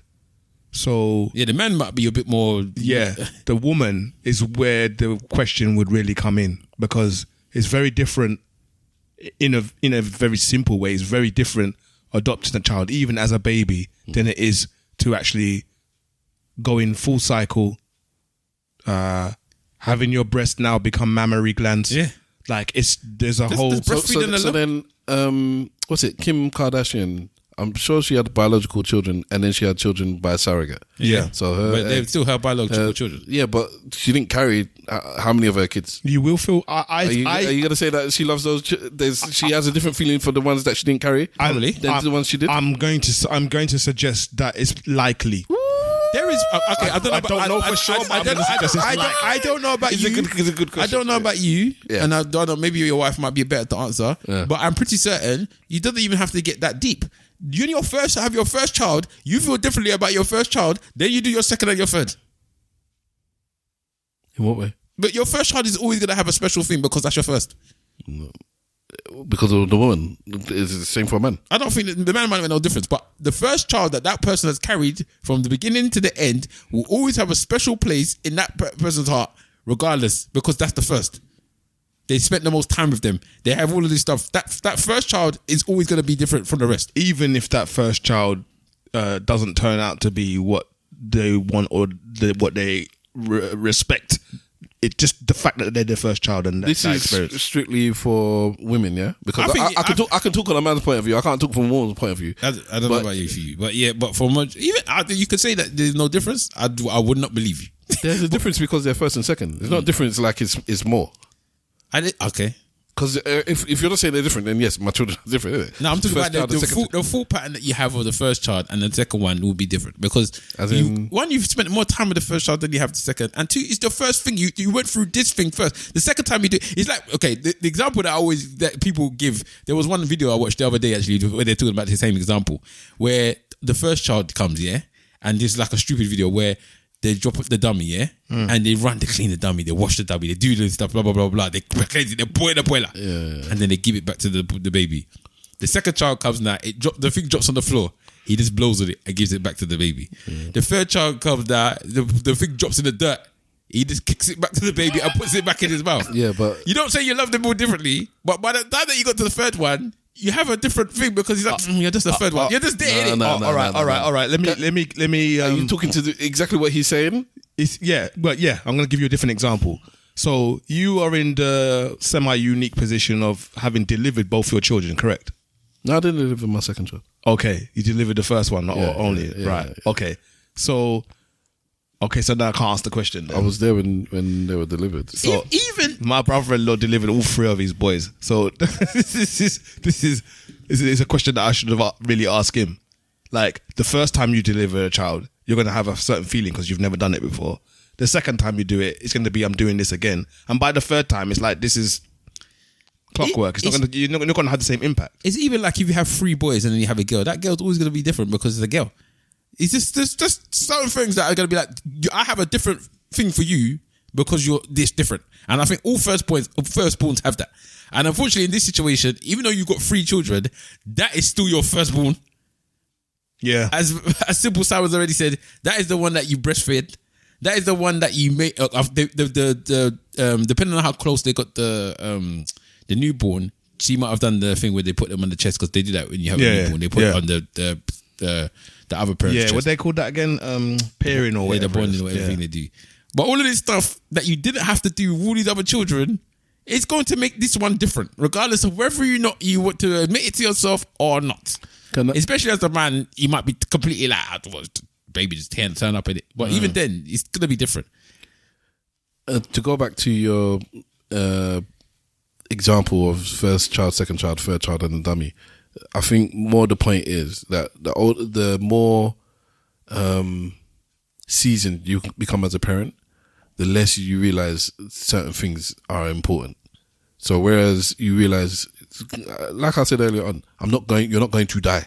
If you get this, but that's different than how much you care about the child. I'm not saying it's black care. I now know that I don't have to be, which is why last children are usually spoiled, because I don't need to be as strict as I was in the beginning. I don't need to enforce these rules, so many of the rules when I was less knowledgeable. Now I know. Correct. It's like, it's cool. It's but cool. it still gives you a different type of bond. I'm talking for myself. I'm trying to be really objective here, and I'm looking at my children, and I just don't see it that way. I can see what you're saying with maybe more so with women, but I'm a big fan of not just dashing man to the side when it comes to being a parent. I'm not saying it's dashing to the side, but you don't have that same emotional attachment because you didn't bond them. But I just don't. Your emotions didn't change. Put it this way, even from another aspect or point of view, like, you are going to see yourself in your biology. Okay. And I should say you're more likely to see yourself in your biology than you are to see yourself in an adopted child. I'm not talking about adopted and biological, because I agree that you have more. I feel. Yeah. Somebody out there has adopted a child, had a biological child, and is closer to their adopted child than their biological child. Oh yeah, that would have happens. I'm sure, but I think as a general consensus, if I had to just left, right, left, I'm gonna say probably more people will feel some closeness to their biological child. Yeah. Right? Yeah. There's people that are coming as stepfathers and things that have closer relationships with their stepchild than they do with their own child. But yeah, first and second child though, I'm saying from my own personal experience, what Hala was discussing about you're gonna feel something more. I've heard this said. It's not that I don't hear it, but it's not the case with me. And it's just not the case with me. So, and I'm happy it's not the case with me as well. I wouldn't want that to be the case. They're different, but they're both just my kids, innit? And as you say, I delivered my first one, but that wasn't, again, it was a high pressure situation. And what did I just say? I'm very proud because it was recorded, because we called the ambulance or the 999. What's your problem? My wife's going to give birth. We're not going to get to the hospital on time. What do? I'll do this, do that, blah, blah, blah. There are even things. This is how on point I was so when people say, oh yeah, this dude saying he works better under high pressure. I've got the audio. I should play it one day where it's like I'm telling the person, no, I'm not going to do that. I'm going to do this. Yeah, I'm not even just following instructions, because, and even later on, it's like when the nurse came, they said, yeah, you did the right thing, because when high pressure situations come, that is when Starbucks kicks into gear, because they told us to make us lie on our back or whatever in a certain position, and then eventually I'm like, no, you know what? Squatting is the thing, or doing it a separate way anyway. And I said, no, we're gonna do it this way. And I told Babes, come do this. And for once in this woman's life, she did as she was told. She must just get pregnant more often if I want her to actually listen to me, because she never does what she's told. But for once, I told her to do this, especially taking into account the medic or the person on the other line, because they're not actually medics, innit? She thinks she's doing the right thing. Because it's not her husband's telling her what to do. I think she thinks she's doing the right thing. Wow, man, just must strip it away from me. I was kind of happy just being a man for once. She was rolling in the coincidence. She's like, I feel like this other position would be better, and then you go tell her, yeah, see, yeah. Man, take that away from me, man. It's my one little piece of manhood that I have there. It's good for you and your manhood. A boss man. You changed the water pump on the car. You changed the water pump on the car. That's the manhood right there. The water pump? Was it not the water pump you changed on the car, or the oil pump? I've changed the alternator. I've changed the oil. I've changed the filters. There you go. Manly shit. I haven't changed the water pump. Okay, so must the alternator that I was thinking about. All right, did we do that justice? I feel like we did. Yeah. Oh yeah, definitely, man. It led on to some more conversations. So thank you for that, Wendy. Yeah, we got there in the end, but we definitely give it justice. And on that note, I think we'll do our church notes and our goodbyes. We got a long intro there. I don't know where I'm going to start the recording from, because we did our rolling start. Rolling start. But yeah, once we've done our church notes and goodbyes, we'll be in and around the 2 hour mark. So let's start off with, well, first of all, let's shout out those who aren't here. I'm not going to buff up with the intros. Shout out Mr. Wolf. Apologies, he can't make it. You know, busy man and all that. I'm Mr. Wolf.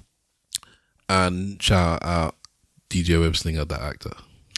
Always in our hearts. Spider sense tingling. So, in fact, I should be playing the music once we do our Touch No Single Beds. I'm playing that trash you played at the beginning. Wow.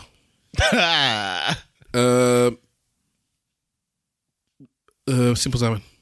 Oh, Talk to the people then. yeah. What we recording early this week, so less opportunity to watch stuff. What did I watch? A new series that just come out from the Chinese. It's on Netflix. It's called Agent from Above. So I just started that. It's 8 episodes. All of the episodes came out at the same time, and which was on the 2nd of April. So by the time you're hearing this, you should be able to go and watch that. It's subtitled because it's in the Chinese. Yeah, I'm enjoying it. It's kind of like fantasy stuff, so it's alright, I guess. That's all I can remember. Invincibles, got to the end of Paradise. That's finished now as well. Yeah, I didn't watch any films this week. Thank you very much, sir. Mm-hmm. Big Wala. A Big Wala and stuff. Big Wala 2 hours good. Yeah, same like simple. I was meant to watch something tomorrow, so I haven't had a chance to even watch anything this week film wise. I will say that if you haven't been watching it, try and catch the Capture season 3. That's actually quite good. Have you watched the Capture before? The Capture? Yeah. No, what's You haven't even seen season 1 yet? No, what's that? That's the one that's got the black guy in it from the one that's going to be playing Severus Snape in Harry Potter. I think it might be Ghanaian. Black guy that's English British. You haven't seen the Capture? No. Have you seen it as well? You not seen it as well? I don't even know what it is. Yeah. Oh wow! You need to watch the Capture then. What's that about? Very right now. What's that about? It's about it's basically about deep fake. Oh, okay. And this came out the first season came out about 3 years ago, and that was before the deep fake things had started to become a thing online, and it was blowing people's mind away about the deep fake. You need to watch it. It's very good. Okay, so so go watch that. Check that out. BBC. All right. Yeah, I think that's it really. I was, again, like Simple Simon said, I've been watching Invincible, which has been very good. And yeah. Is that the guy from Lazarus Project? Yes. Okay. Yes. But yeah, I think that's me for me. That's a BBC program. Yeah, it's very, as I said, it's very good. Okay. How many episodes per season? I've seen posters for it, but because I just haven't I don't know. paid no mind. You don't know how many episodes per season? I can't remember. Maybe about 10. But it's very good. Okay, maybe. If it's on BBC, I can download it easy. So check that out, please. I didn't even know you people hadn't watched it. I would have been shouting from the rooftop to go watch this a long time ago. I don't know why I'm watching the old stuff again, the Watchmen, when there's all this new stuff to watch, but it's like I forgot it, and I don't think I gave it justice in my head. I don't think I fully 100% understood it. So good. Maybe I was sleepy So through good. an episode or two, and I was like, let me give it time. Even though I'm watching it at 1.5 speed, but...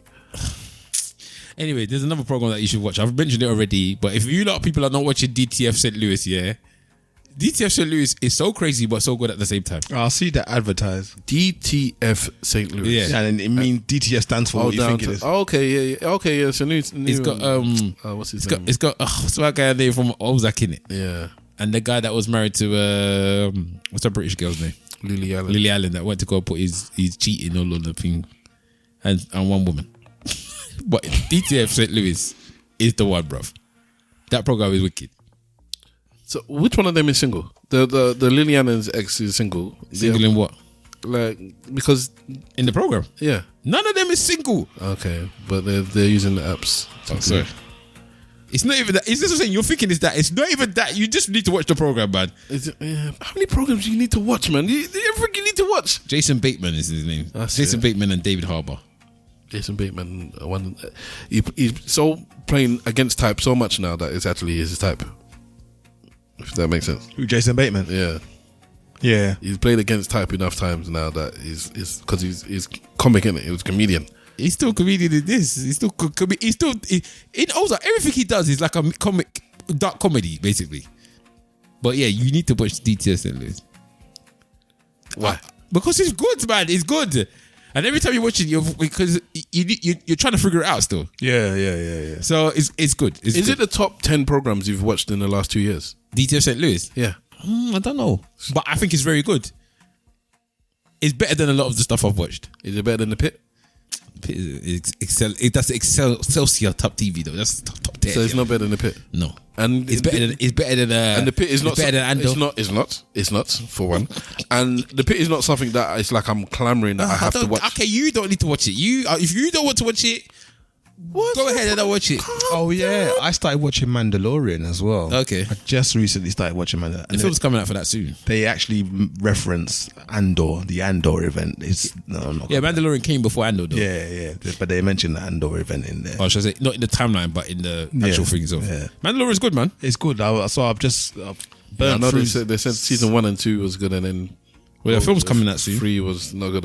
I think. I'm just halfway through season 2 now. What's it called? One wasn't good. The one about the other one, the other hunter. His name is that wasn't that great. Boba Fett. Yeah, that wasn't that great. The director for or the writer or the showrunner for the program you just mentioned, Mandalorian. Do you remember his name? No. Iron Man. Something Farouk. It's the same guy that did Iron Man. Not Farouk though, but yes. The film that he did called Chef. I love it. Yes, I love it. Have you seen that film? Chef. Is it called Chef or food or cook or it's one word? I don't even know. I think it's Chef. Is that the one where they're in some remote country and they sit down to dine? No. I know the one you're talking about. He owns like a restaurant and he like what do they call it? Like a outside thing. He's a chef in a high-end restaurant, and then I believe he gets fired or something, and he leaves and he goes to start like a food cart. Yeah, 2014 it came. Oh, okay. It's such a simple, like easy premise. It's got. And this is when you know because he wrote and directed it. Yeah, and so he's got his ex-wife and his and his new woman. So his ex-wife is Sophia. What's her name? His ex-wife. Yeah, in the program that's his baby mums in the film. I mean, in real life, I'm saying this is when I've heard this sometimes when women say, when a man has wrote and directed a film and casted because when you look at his wife, so his baby mums is Sofia Vergara's, and then his new thing is Scarlett Johansson. Boy, man wrote himself two damn pieces. Robert Downey Jr.'s in it again as well, so he's leveraged that with these people then, but he's very good anyway. It makes you, if you haven't seen that, I would suggest you watch that film. It makes you love food, or want to. You can't watch that film and not want to eat. The way it's shot, it's a love letter to food. Yeah. And I think I'm one of those people that appreciates art, but sometimes it's like I love art. Yeah. But then sometimes it's maybe I don't give something the credit for art being art. Yeah. But then sometimes you watch something or you hear something or you see something and you realize, oh yes, this is art all along. So when chefs talk about food and you think it's just food but that film made me no, food done properly or cooked the right way or given with love or whatever, blah blah blah, is an art form in and of itself. And that film, Chef, showed me. So you didn't get it from Beef? Not Beef. What's the thing called? Lenny Henry, boy. Not Beef. What's the thing called? The Bear. This is 10 years old. We just said. I know, but you didn't get that from the Bear. I don't get that from the Bear, anyways. No. Okay. Actually, not in the restaurant scenes. The scenes where they're in a family home, not the beef thing, where he's just him and his brother. Yeah. Making food for the family. Yeah. That's like a communal thing where it's like maybe I can just resonate with that as a food as a way of displaying. So in fact it's more emotional actually than art. I don't see the art part of food in The Bear apart from season 2 episode 1. The episode where it's just music playing and they're showing snapshots of his history coming up to the point where he is where he is now. Oh, that episode. Never broke nothing. And that is a love letter to food. That episode there. Because they got like real chefs in there. I didn't know they were real chefs, but and then it's real restaurants and blah blah blah. It's a proper love letter Chef. for food. But Chef in and of itself, no. Chef is, of everything I've ever watched, Chef is where it's like. And then I want to know if he loves food that much, or He's if, fat. So yes. All right, so thank you, Wahala. Thank you, Simple Simon. I am Stavros Bus. You can catch me at Stavros Bus on all the socials. My Stavros says this week is going to be Chef. It's going to be the film Chef. Plug. So I'll put a link to wherever you can watch that. If it can be watched easily, hopefully it can. I was describing today how meat is my first love. Man. Why did you flex your chest when you said it? That's what I need to know. That meat was my first love. Before my wife, there was meat. Okay, wicked. I was looking for Chef. It's on Netflix. Okay, yeah, you can watch it on Netflix. Boiling Point. Yeah, that's another one, bro. Oh, the Lenny Henry program was called Chef as well. Sorry, I thought it was called Beef. Beef. No, Which one was called Beef? Beef was the series. The Korean, It's the Chinese. I never watched that. You know, that was wicked, bro. yeah, I need that one. Yeah, I'm gonna get on that one. That one, everyone said. I was reading about that just the other day because it was like that. This program was so good, and why didn't it get the recognition?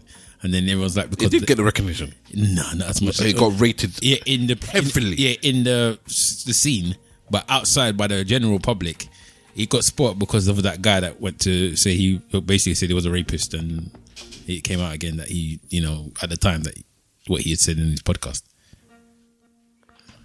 Okay, yeah, there was controversy in it. Yeah, because the guy said he was a rapist. He basically gave a story where he said he was basically a rapist, and then that mod that had like a big stain on the yeah, but release. it got no. Remember, this is me that I consume so many podcasts and video things where they talk about.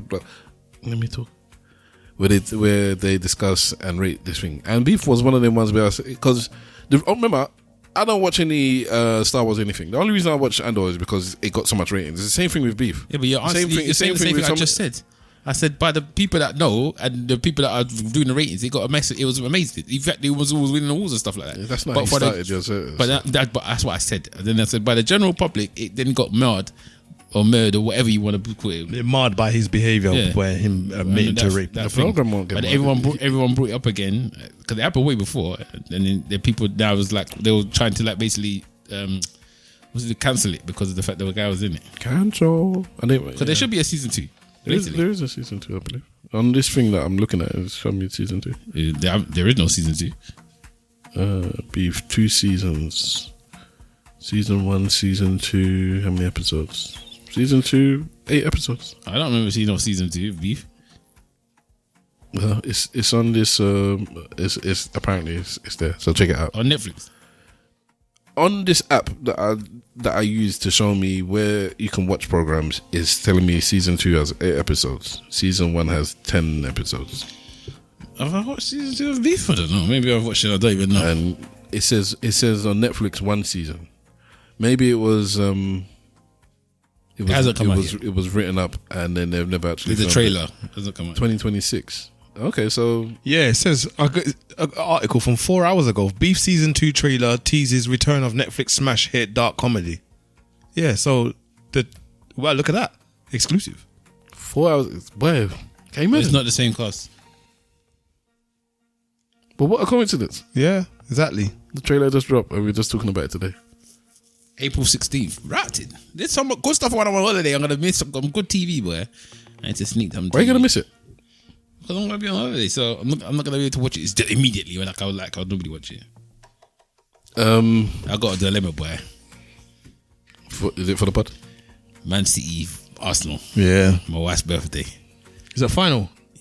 No, that's the game. That's the game. It's a 6 pointer that's gonna decide. That's the game. And I don't think. That could decide it. And I don't think I'm gonna be able to watch it. Or watch it live.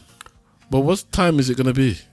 It's gonna be 2 hours hour or 2 hours ahead. I'm gonna be. So it'll be where I'm maybe 5:30 or 6:30. That's okay. Prime. That might be the only way I could maybe squeeze it in is that we'll have dinner at a certain time and she's gonna take hours to get ready. And I might just be able to this. Good luck with that, anyways. But it's only a game anyway. I watch every game, but on her birthday, I might actually do the opposite. And I think this year I'm doing opposite stuff because I think that will help us win the league. Because whenever I go on holiday and I watch Arsenal, they always lose. In fact, every collapse that I've watched on Arsenal has been when I've been on holiday. Collapse, you know. Yeah, the time that we lost 3 games in a row, or draw 3 games, and then suddenly City was I was on holiday. Every time it was on holiday because of when I usually go on holidays, and it's near the end of the season. It's usually collapse time. Okay, yeah, do the opposite, please. Stop watching us overseas, jinx. Did you do the rest of the My thing? Yeah. No. I will bring something that I watched recently. I watched Kill Bill, the whole bloody affair, the 4-hour plus version of the film, where basically the director's cut, what he would have had it released if he had his own way. Oh, instead of making 2 versions.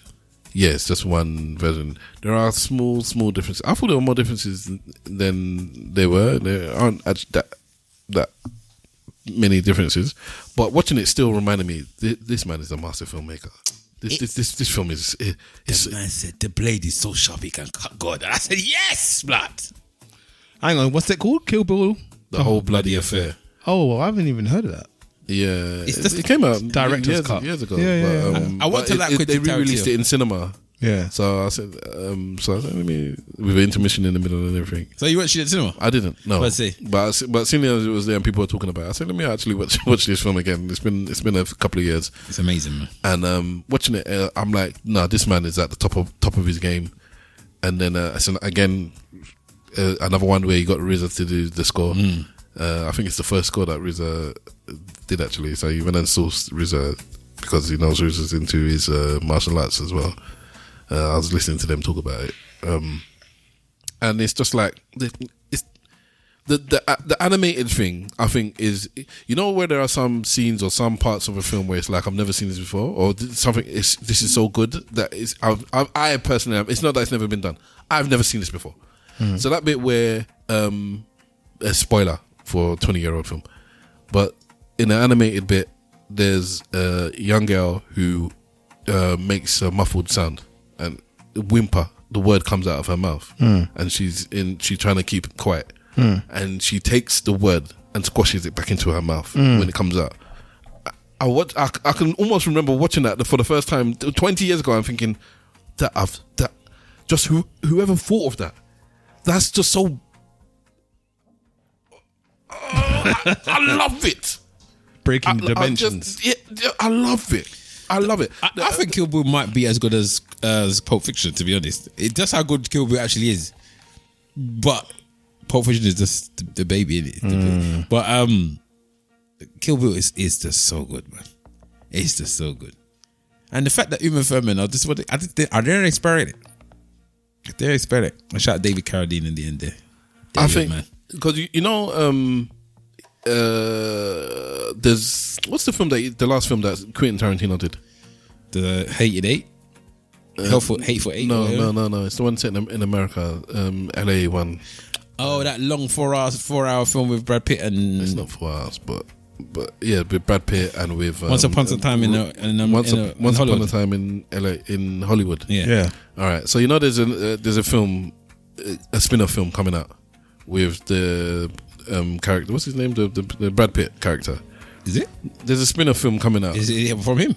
No, he wrote it, Okay. but it's being directed by somebody else. Okay. Because Quentin Tarantino says he's only ever going to direct 10 films, and he's done 9. He counts Kill Bill as one film. Okay. So he's saying he's done 9, and all the people that love films is like, bro, what are you doing? Like, why are you trying to? So now he's writing films and giving them to other people. Not that he hasn't done that before, because was it True Romance was a film that he wrote, and he's written films before, and other people have directed them. But now he's clearly like trying to pick over, because he's overthinking now his last projects.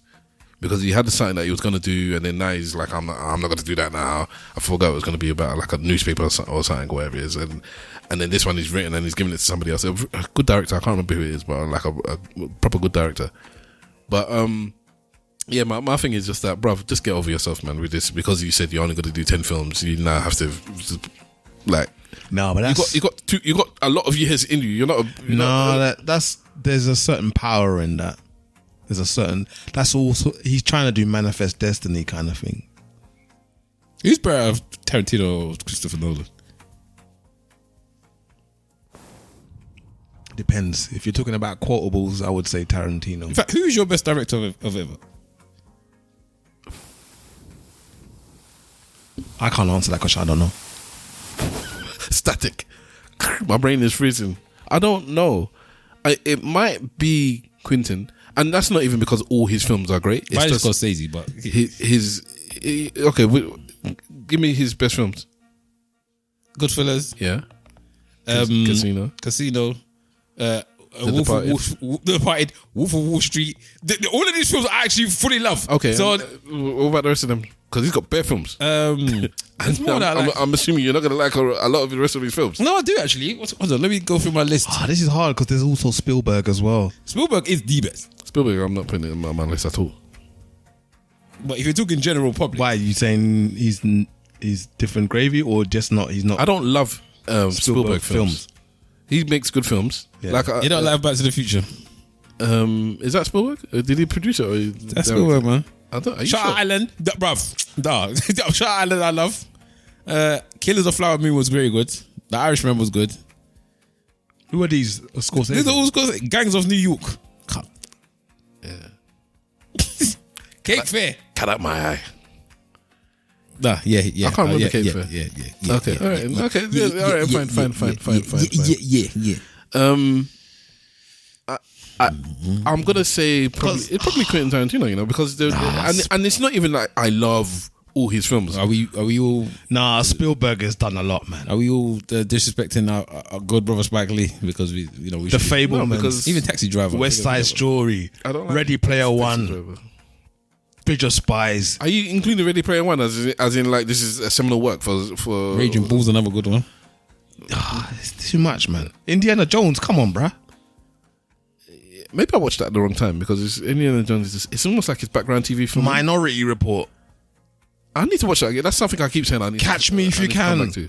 Very good film. Saving Private Ryan. Very, very good film. Oh, come on, Amistad. Very good film. Oh my days. Racismo. Steven Spielberg's about. I don't know what he's talking about. All right. He's done a lot. He's done a lot. Jaws to Blood Club. I don't like Jaws. E.T. I don't like E.T. home. I need to watch E.T. again, but But yeah, Nolan is up there blatantly. Empire of the Sun, Jurassic Park. It's too much, bruv. It's a lot. I can't answer that question, but as it stands, Quentin Tarantino has like maybe a couple of films in my top 10. No, he doesn't. Just Pulp Fiction. Yeah. I like Inglourious Bastards. Yeah, so do I. I love Inglourious Basterds. That's that what Your first scene in Inglourious Bastards is another one of those ones where I watched it 15 minutes. and my jaw was on the floor like this. This is cinema. It's outrageous. This is cinema. This is the man needs an Oscar for this scene alone. Alone. For this scene alone. That's when I know I'm sadistic sometimes because watching stuff like that is like just the demonic work that this person did, and all I can do is appreciate the fact that he did his demonic work so well. So well, yeah. That's what I'm looking at. The art is more than the morals for me. I'm looking at IMDb 25 greatest directors. Yeah, I'm up to number 16, and they're not. Quentin Tarantino is not even there at the moment. that's fair enough because he's only done 9 Talking films. about Charlie Chaplin and all these other people, Tim Burton, Polanski, dirty bastard. Quentin Tarantino is now 21. Tim Burton better than Quentin Tarantino? Yep. No, it was Beetlejuice and Batman. Nah. Yeah, Quentin Tarantino's coming at 21. Danny Boyle's at 22.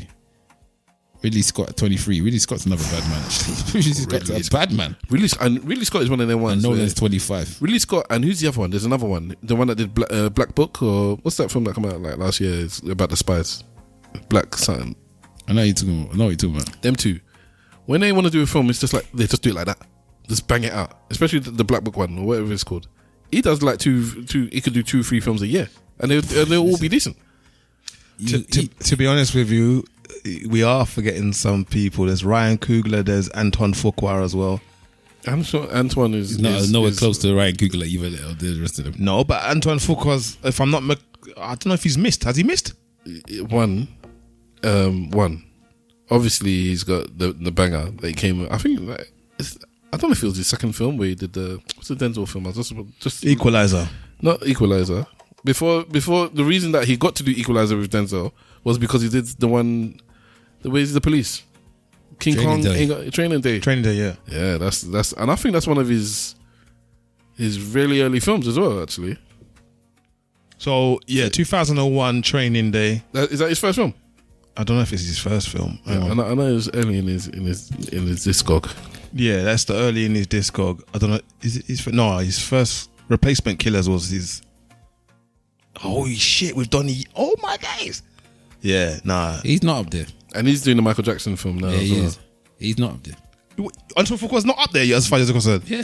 What film? Go on then, list these films. All right. So you've got. Sorry, let me go to the stop. So you got Training Day. Yeah. You got Equalizer as a franchise. He's done 3 of them. All right. Out the 4. He's done The Magnificent 7. Well, there's only 3 so far. Magnificent 7 is Quentin Tarantino's film. I don't know if he actually directed that film. No, he's got as his movies. All right. Olympus Has Fallen. Southpaw. That was a good film. What else is there? Oh no, you're right. Actually, he's directed by them. So what's the that's The Hateful Eight is Quentin Hateful Tarantino. Eight was Quentin Tarantino. I can't even remember The Magnificent 7. It was because, and that Denzel Washington as well. Yeah, he did. Yeah, that wasn't. That was No, that was Samuel L. Jackson, wasn't it? Denzel Washington. The Magnificent 7. Yeah. Oh, okay. Denzel Western. Yeah, The other one, The Hateful Eight, is the one that's got what's his name? Oh, okay, yeah. Oh, yeah, yes, that's right. That's true. Yeah. Emancipation, The Guilty, Tears of the That's Sun. the Will Smith one. Yeah. I still haven't seen that one. Is that the one he won the Oscar for? I believe so. Yeah, I still haven't. I haven't even watched that film. Brooklyn's Finest. It's alright. Infinite was all right as well. Which one is Brooklyn's Finest again? That's not the one with It's a police one though. I know it's a police. Yeah. And then The Replacement Killers, I thought that was Is that the Brooklyn's Finest with Wesley Snipes? yes, it's got Wesley Snipes in it. Yeah. And Don Cheadle. Yeah, I remember that one. Again, Bait, Bullet Train, the one with Brad Pitt in it. Brad Pitt. That was a good film. decent. He directed that. Yeah. I didn't realize he directed that film. In fact, I don't think he actually. I don't think he directed did. it. I don't think he did. But what is? Are you on IMDb or No, I'm Wikipedia? just. I don't think he did Bullet Train. I'm looking at it and it's Maybe it's him. It's but, accredited to him. Okay, but He didn't direct Bullet Train. either way, He was the producer on Bullet Train. okay. I'm not putting him up there as best directors. He's a solid director, but he may have the biggest documentary or whatever. What's it when they do a film on a real person? Biopic. But yeah, because that Michael Jackson one, he did it, and that's probably gonna. Yeah, Michael. That might reach $1 billion status business. So it will have the biggest one. I know Jordan Bigger than Peele. Elvis was. I know Jordan Peele hasn't got It's gonna be bigger than that. a big filmography, but again, I don't think he's missed either. Bare people say that Jordan Peele's missed bare films. With what? It can't be bare films. People do not like a load of the last he's made- 4 or whatever. After Get Out, there's some people that don't like any of them. He's made 3 films. Yeah, and after Get Out, there's some Man people said don't 4, like any of them. There's Get Out. There's the Nope, and there's Us. Yeah. Usually some And people don't like Nope. Everybody And people likes don't Get like Out, Us. and one person. Some people don't like Nope. Some people don't like Us. For me, Nope. I need He to did him as well, that new one. No, he produced it. He didn't Oh, he direct produced it. it, He okay. didn't direct it. He's done 3 films, though, if from my recollection, unless I'm mistaken. Either way, he shouldn't be in the conversation. I know you're just dashing black people in there, which is good, but he shouldn't be in the conversation. Even Spike, as far as I'm concerned, doesn't need to be there. He's got his discography is massive, and he's got too many non-starters. But Malcolm X, and people love his first film. Do the Right Thing. Yeah, which again I don't see the big deal. I like with, Do the Right Thing. Oh, Jordan Peele. Why's his name on Black Klansman? because he would have maybe produced it. Innit? Oh, okay. You need to go to Like to me, directors and forget, because these people their name can be put down in tons of different things. Anyways, yeah, Kill Bill is there, and Quentin Tarantino loves feet. All right, again, and saying the N word too. yeah, dead N-word storage. Okay, we done. Yes, sir. Thank you very much for tuning in. It's an early one. hopefully a bunch of news hasn't come out over the bank holiday weekend. I hope you have enjoyed your bank holiday weekend, your Easter, and what's the Jewish festival that's come around the same time again as well? Passover is happening as well now. All of you, I don't know if there's a Muslim thing as well, but if you've got a festival that you're dealing with, same to you too. In fact, when it was your one, we didn't pick you up, so we're picking you up, guys, as well. We're not forgetting all of you and the rest of you. Blessings, love, peace, and all of that good stuff. Come back next week. Remember, if you ain't saying nothing, say it well. Slag for life.